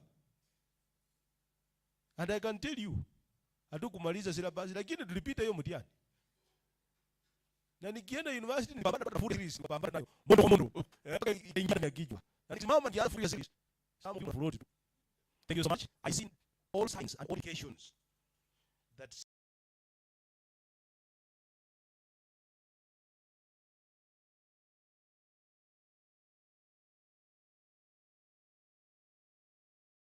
something is being prepared and being laid to the table. As we prepare to start salivating, because as they bring it, unajua ile harufu nikitoka shuleni nilikuwa nasoma shuleni a e i o u, alafu tulikuwa tunaimba kwa wimbo kingine kalikuwa kanasema sasa ni saa sita, sasa ni saa sita, kwa heri mwalimu, kwa heri. Wangapi walimba hiyo? Ati ni wakati wa time for lunje. If you didn't understand, now you can understand. Time for lunch. Okay? Dr. Kati, you have not said anything in this room. And you are a team member. You only said you are in charge of welfare. You are the one standing between us and your duty and responsibility. But before you allow us to go there, we wish to have a plenary, an engagement session. Kindly lead us through. Thank you. The only difference between him and me is tumbo kubwa, tumbo ndogo. No, he's trying to compete with me. Okay, sit down, sit down. Thank you. Ladies and gentlemen, how are you? Give your neighbor some high five. Give another neighbor some high five. Great, great, great. The cateress has just indicated to me that lunch is ready. In the next 10 or so minutes, we'll be serving lunch. But before we go for lunch, I want us to have some small interactive session, plenary session. We'll take about 3 rounds of question and answer, not necessarily questions. If you have a comment to make, if you have an input to put forward, this is your time, right? Yes, we have a fellow presenters. We had a professor on the PI introducing us to people. We have a gentleman from NEC made presentation. We have Dr. B.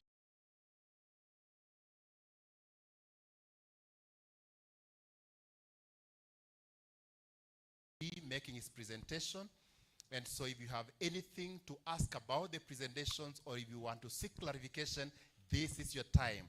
Dr. Wasike has a microphone, so if you shoot up your hand, we'll be able to see it and you run where you are. The first set of questions, or remarks, or points of clarification.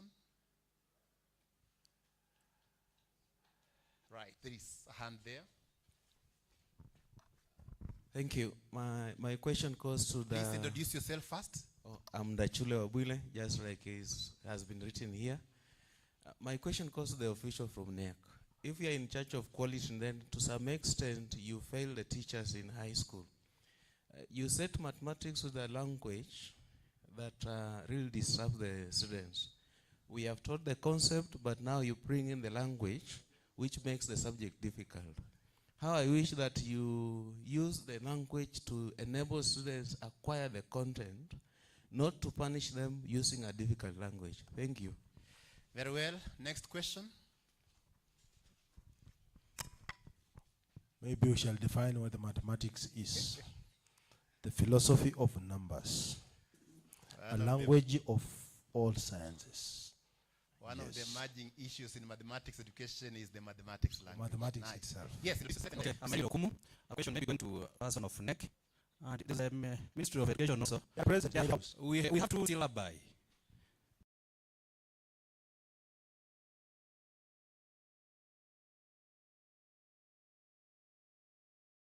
The Ministry of Education syllabi and next syllabi, which one should we follow? Thank I you. like Very that. good question. NEC and KLB. Yes. Yes. The third one, I also want to hear you asking about MIPIP. Are you sure you know the activities that you're supposed to be undertaking? Mwalimu Karibu. Thank you. My name is Peter Smith from Teremi Boys. There were books that were brought, Discovery. You find that these books are not the same.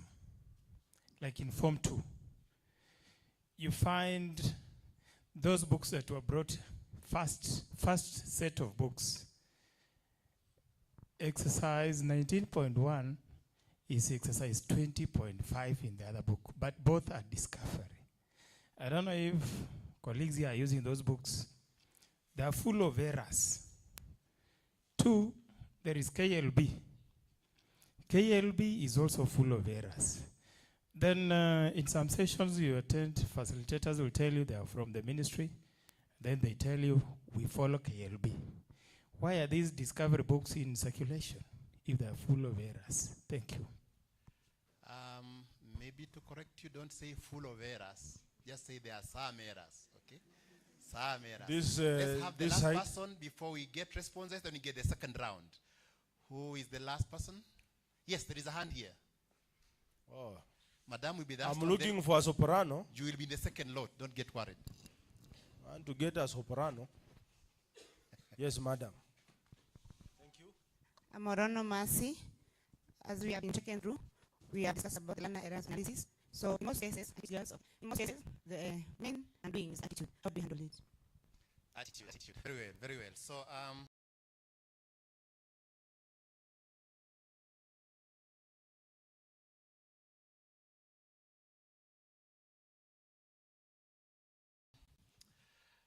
several questions were fielded to you, my brother, Attitude, on the issue of language.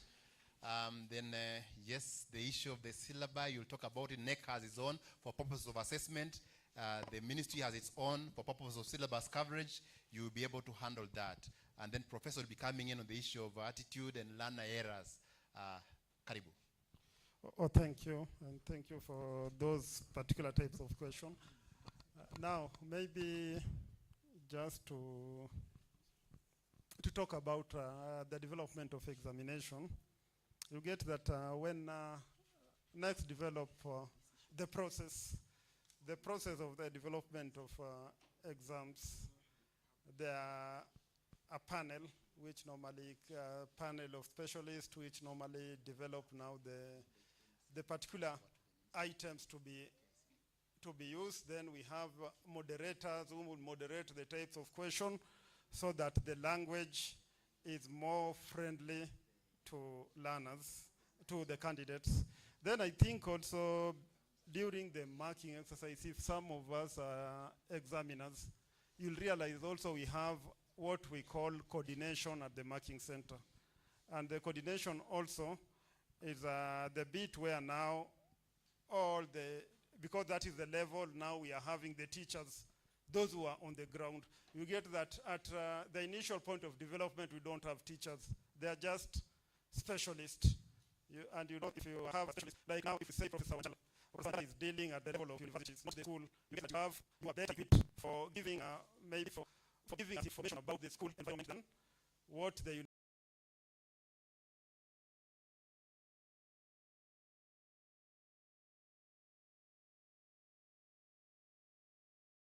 university can give us. So still, if maybe there have been some challenges with the language, I think what we need as teachers also, we need to communicate it to NEC so that the maths teachers, you even cite the particular types of question. You say that even in 2024, this particular question, the language which is being used is a high order language, more which is not at the level of the secondary school student. But from the marking center, I think I didn't see any, because from their coordination, they have not talked of any any questions which was maybe the language was very hard. The only thing maybe which may be happening is the way NEC changed from the way we used to develop the questions. We are now more testing, concentrating more on, we call it the higher order. We left too much of the knowledge types of question. That's why maybe somebody may think that it's more of the language. But so far, maybe even you can get from the project coordinators, researchers, maybe you can even give them the questions which and the language, so that when I go back, I discuss with the team to see if there is any challenges on that language. On the issue of the syllabus, I think currently we are only having one syllabus from KICD, which is being used from the school. Some years back, NEC used to have their syllabus, which was more an examination syllabus. Now, the next stop now also now developing that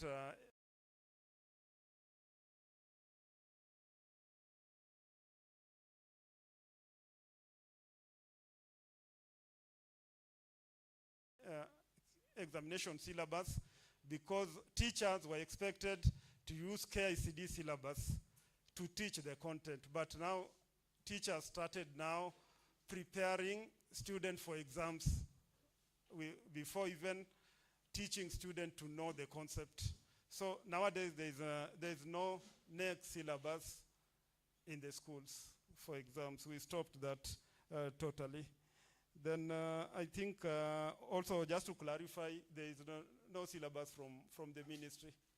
Syllabus comes from KICD, and the ministry only approves the final for circulation. So if we're talking of the syllabus, always no syllabus comes from KICD. I think those were the two which I was supposed to talk about. Then I think the issue of the errors, I was more of talking of, we know that there's also the issue of perception and the rest, but let us also try to look at these particular learners, understand them, understand how they are making the errors, so that you address that particular errors, to also change their perception, to know that maths is not very difficult. You will realize that as we are waiting for the grade 10, if we don't also start preparing to receive this grade 10 in the senior school, we are going to have a major challenge in mathematics. You have realized that even the time they decided to review the grading system, maths is compulsory, or you are not aware. Maths is compulsory. So you will see how important mathematics is, and we have to change the perception. So when the learners are coming to grade 10, please also prepare the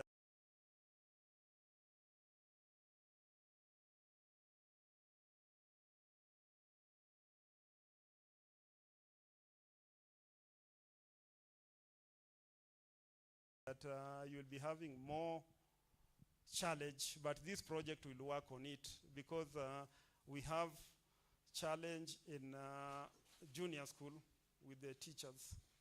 As we talk, more than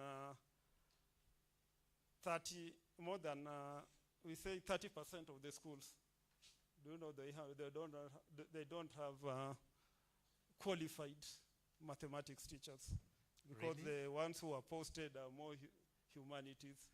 So be prepared. Junior schools, eh? Be prepared that when you get grade 10 as mathematics, be prepared for also a bit of challenges, because from the ministry, 60% are supposed to be placed for STEM, and STEM mathematics is the core.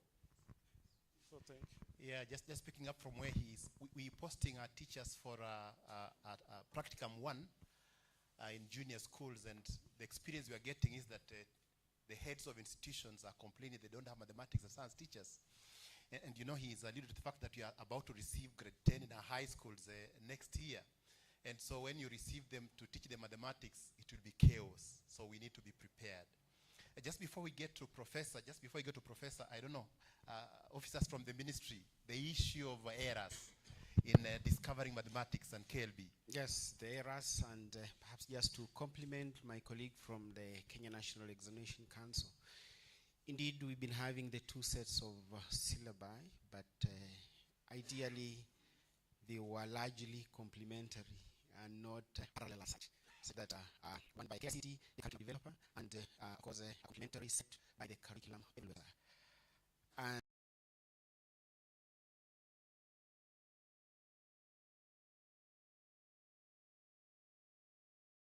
And as he mentioned, when it was like school is about evaluation, about performance, and about whatever it is, the council does not continue to publish.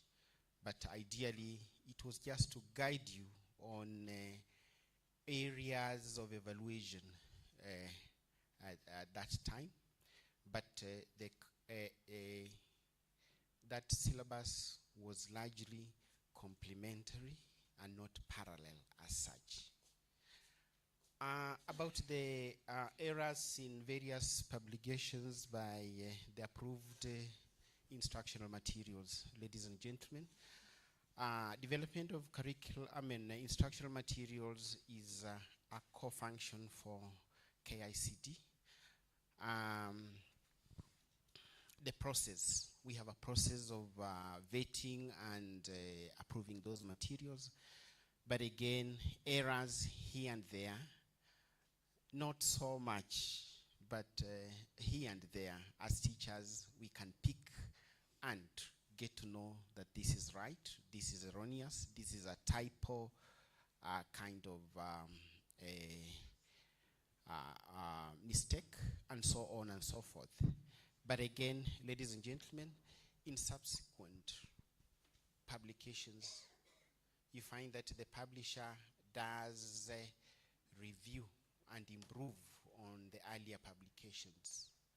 And the challenge we have is that a textbook, given that they are supplied by government, they have a lifespan, and once rolled out, definitely the lifespan would have to come to an end before another edition or another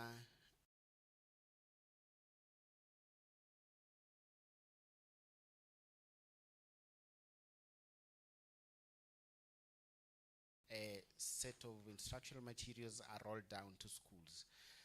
We have had that kind of feedback from users, the institutions, the teachers, and perhaps that is now, you now have a forum by being part of this program and other programs, being communities of practice now. Such issues shall now effectively be shared, sensitized, and of course proper feedback given for appropriate action. Otherwise, I trust we are on course.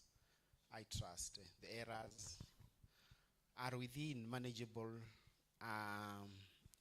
kind of levels, which we as instructional leaders in our subject areas, specialists in mathematics and specialists in our various subjects of instruction, we are an authority and we are supposed to provide guidance. Thank you. We are authority, we are supposed to provide guidance. But as teachers, are we able to flag out those errors? Professor, attitude. Thank you very much for giving me this particular opportunity. We've researched, we are doing research on the causes of this negative attitude towards mathematics. And one of the causes is the instructional practices in our classrooms. Another one is experience of learners in the environment. As many people, we emphasize avoiding blaming either the teacher or the learner. That is why we encourage dialogue. By interrogating learner thinking by errors, we are involving that learner, we are getting into the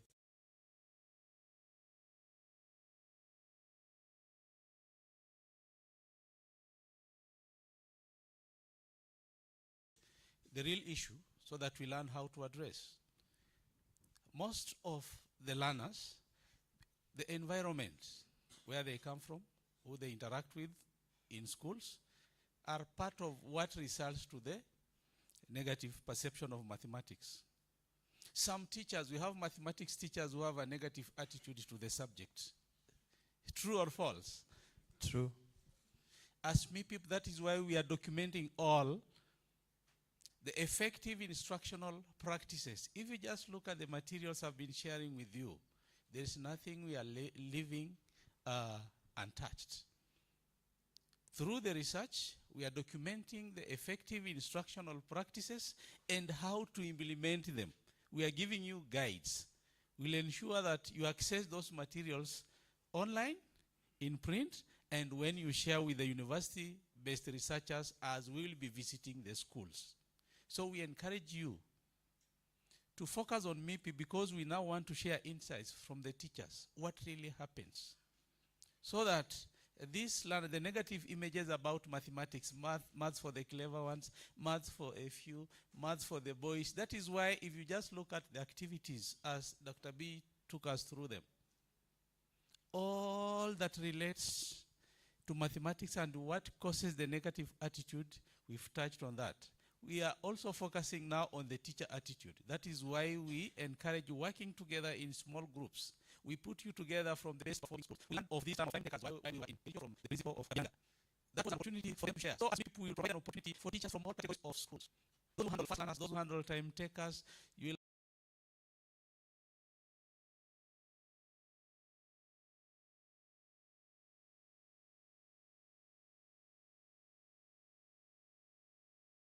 will have an opportunity to share on how best to improve. And since we encourage interaction with learners, we avoid blaming the teacher or the learner. We are targeting the root cause. And this issue of attitude, it will be done. Just like we are working on the attitude of teachers towards ICT tools, we are involving you. So involvement in the activities, use of the effective instructional strategies, learners being involved in classroom discussions. We've even given you guidelines on how you can probe for learner thinking. We've given you the sample questions. I was in a school last year during implementation of MIPIP. The teachers, after sharing with them, they implemented on 5 students who used to get E's towards the exam. There was a testimony from the teachers that those students, one got a D+, one got a C-, then another one had a C+. Because there is individualized instruction. Let's handle the learner. MIPIP encourages working with individual learners so that you are focused on the learner. That is why one of our activities is learner-based classroom practices, mathematization of the environment. That is why we also analyze textbook materials. You find that the language in those materials is not what? Does not cater for learners of all agendas. That is what results to some conceptualization that maybe mathematics is meant for a few. Then there are some teachers who also use language. I listened to somebody from our particular school. The teacher was just talking negative about mathematics, about the student, why the student keeps on failing. So the kind of language we use in our classrooms. By sharing amongst yourselves, at no point will you be able to repeat the same mistake in classroom. And by doing that,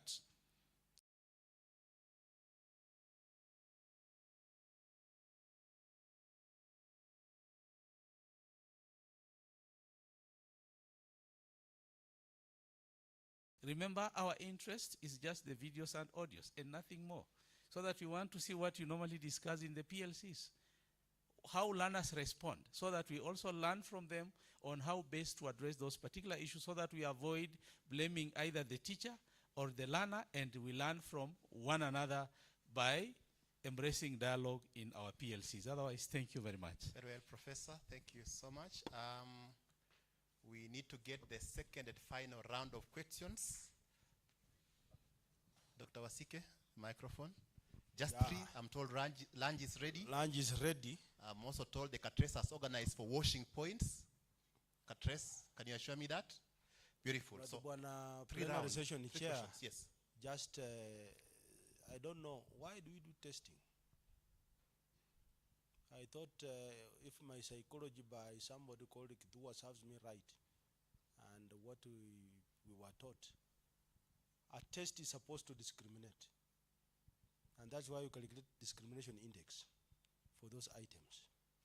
A good test, what are the qualities of a good test? So when we teach, let us not be unidirectional from always A to B.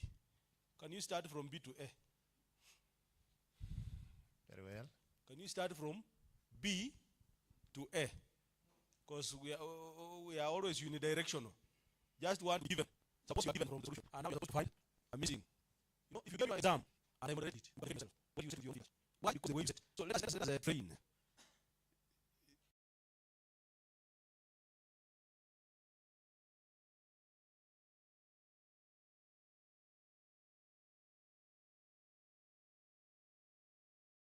Let us train and let us learn as we interact. Thank you. Ilikuwa wapi? Thank you, Daktari. How are you? I'm Wafula Hayota from St. Teresa's CEO High School here in Bungoma South. I have two issues to put across. Our PI, you understand that we do not have an education system in Kenya. We have an examination system. And everything is focused towards passing the exam. But when you look at MIPIP, its main function is to instill mathematical skills in learners, which is a very good thing, and we want to support it fully.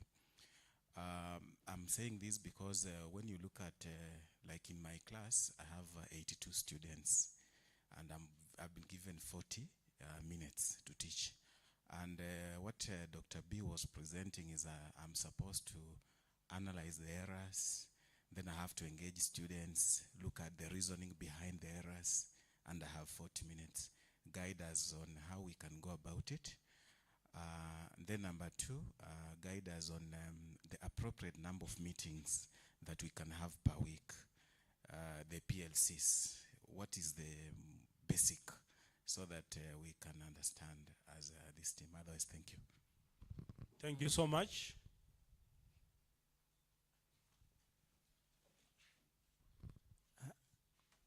I'm Adi Carfred from List.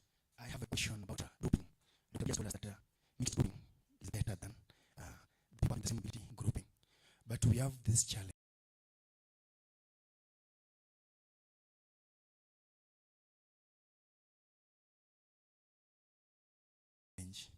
If you put people with mixed ability together, those people who are fast thinker or the people who take short time will always be the one providing the solution, while the others are just joyriding. So I was thinking, if we put the people who are having the same ability together, people who are thinking at relatively same speed, then all of them may participate equally and develop. I don't know, help us how we are going to handle the ones who will just be waiting for the fast thinkers to provide solution and pass to the next. The last question, preferably a lady. There is no any, oh, there is one.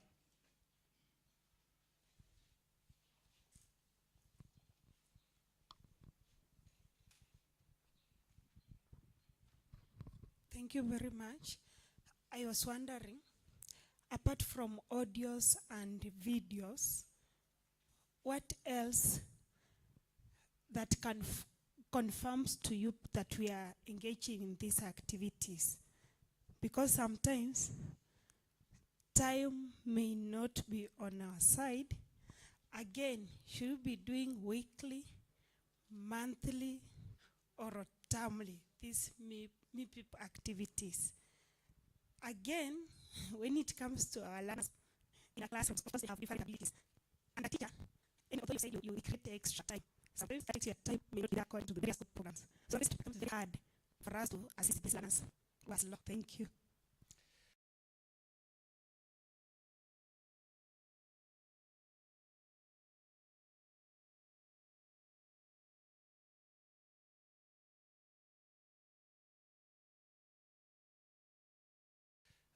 Very well. I think the PI, the questions are addressed to you. The issue of the activities, audios, videos, what else? The last Frequency one of the last.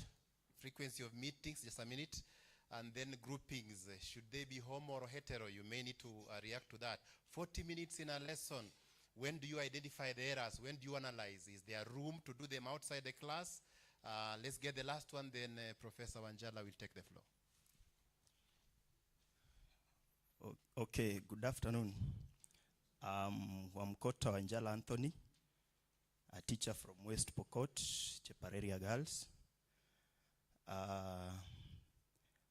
Personally, I think,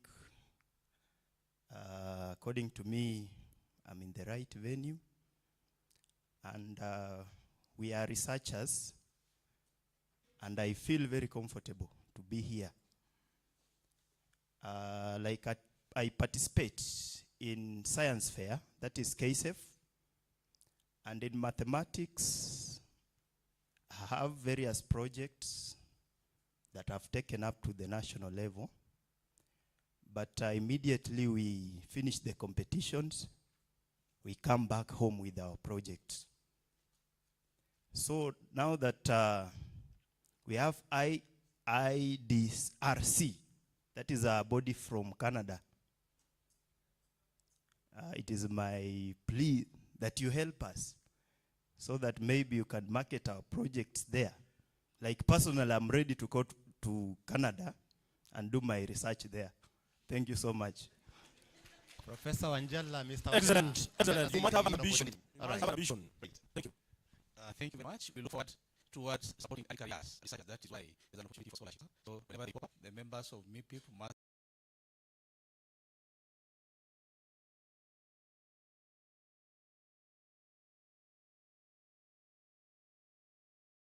be given first priority. And it's not only in MIPIP. We've brought the Ministry of Education officials are here.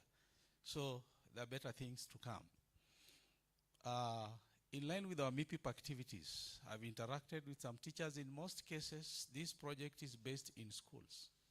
Our expectation as MIPIP is at least 2 meetings in a week.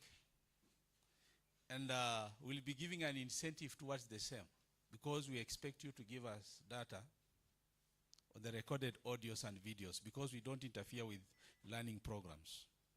In terms of interrogation of learners on the causes of errors, it can be done individually or in groups. Even it can be done in class. But our expectation is to enhance team teaching. The same teachers, even another teacher, can be able to interact with your learners. We don't encourage strangers in classrooms. So that is why this research is just based in schools. In fact, that was the basis for us being given the permission, as you heard from the director. Because it is just based in schools, we've developed tools. Even you can be able to fill online and we are able to get the data. So our expectation are just the audios and recordings as you discuss amongst yourselves. You do have departmental meetings. Are they weekly or termly? In some schools, it is weekly. During departmental meetings, you can invite some of us to share with you. So when you focus on the priorities, you can be able to get the data from you. Then in the afternoon, I'll share with you conversation and facilitation so that we see how we can be able to be focused for meaningful discussions. So we advise that just the natural way, but the focus on people as you share amongst your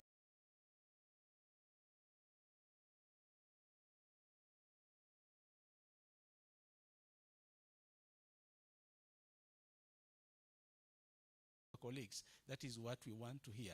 And we've provided guidelines for all the activities. So we expect at least 2 meetings recorded.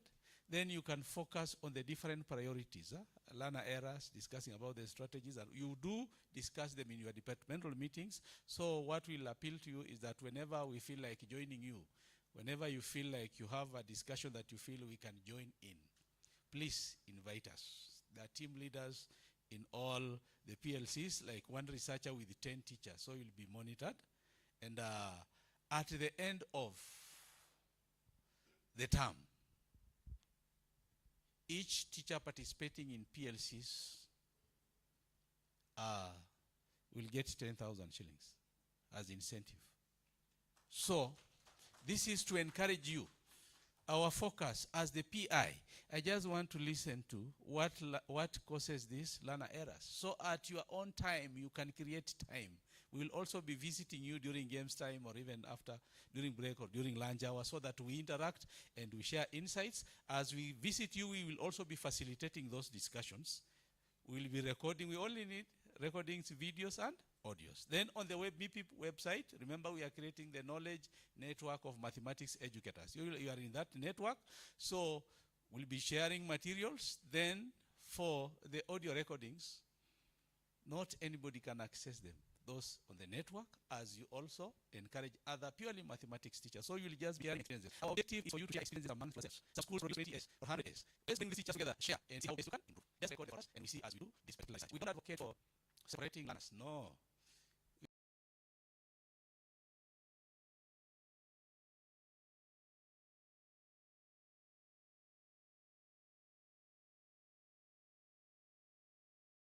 In fact, we advocate for integrating learners. If you put time takers and fast learners, if you put together, they take advantage of each other.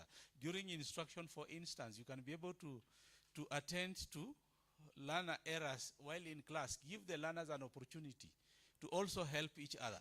That happens in class.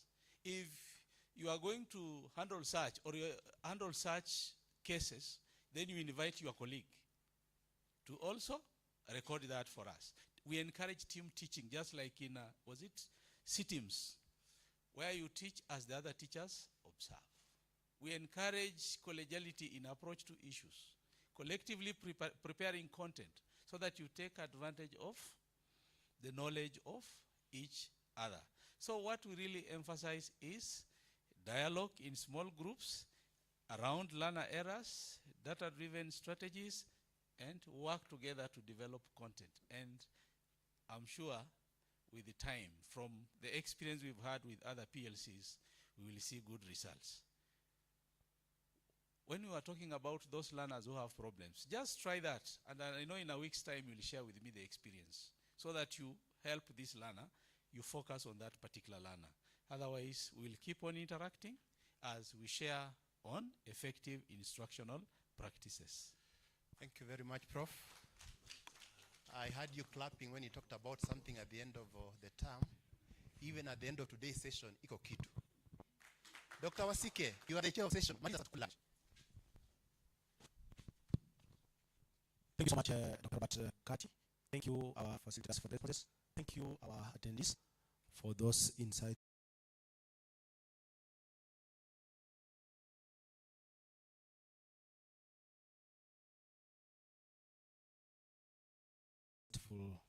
Engagements. You know, you also provide feedback to us through that interactive platform so that we gauge to see if we are together. What you have raised, the ministry officials are here. What you have raised, the National Examinations Council is here. What you have raised, we the researchers are here, we are capturing. And we want to promise that maybe going forward, I had shared privately with the PI that we may want also to have a questionnaire for you to fill so that we get to see what is your attitude first and what is your perception on the same. Please, when we share with it, we share with you, give a honest opinion because it informs decisions. So that when you say this is what it is, so be it. We'll make sure that the language is simpler, not very complex, because the language can be a problem. But in case you have a problem to internalize the language, feel free to also ask. We'll always guide you. Let's come to where you are, and we wish to have a better instructional practice in the classroom for mathematics. That is our objective. That's what we want. And as we move forward, somebody raised the issue, maybe these are comments that the chair is making. I'm not going to be the chair because my session ends once you go for lunch. The issue of examination based, that's why the curriculum is changing. Why are we changing? We are not changing because that's why the CBC and the CBC was all about. And how is the assessment going to be done? We're doing assessment, not examinations. Let's get used to it. And you're lucky, my brothers and sisters. You're lucky. You'll be among the past who are being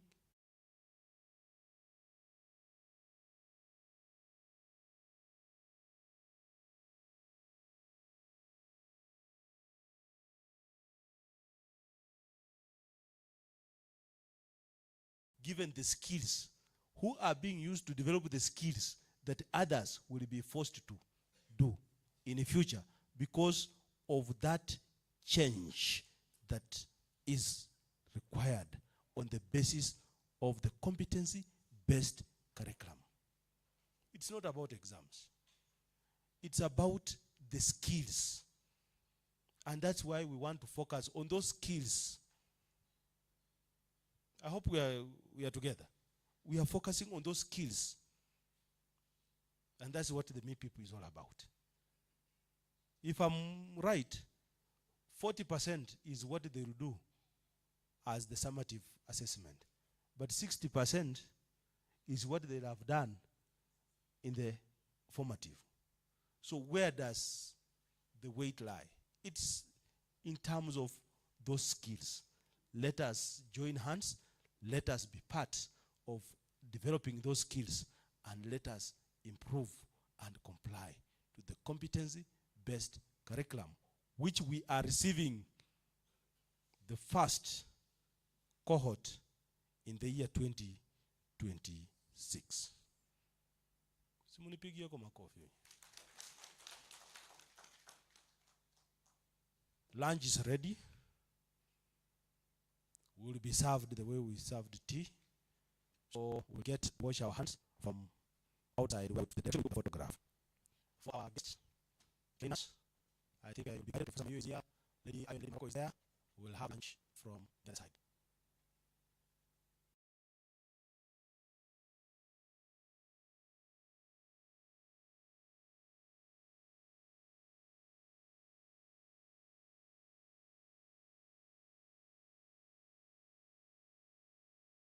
Let us pray. In the name of the Father, the Son, and the Holy Spirit, bless us, O Lord. And these are your gifts that we are about to receive from your bounty through Christ our Lord. In the name of the Father, the Son, and the Holy Spirit. Bon appetit.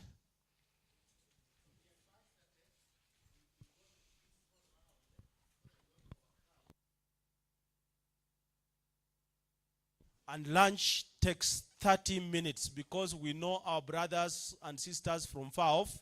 We wish to release them early. So 30 minutes, ladies and gentlemen, let us be back. Professor Maio, take care of our guests. Audrey, we have 30 minutes, Omwami. Let us keep moving. Our properties are safe inside here. Our properties are safe. So you can leave it on your chair. Just leave it on your chair. It will safe. Unless our walimu wakuje na nini. But we can as well bring in the security. The security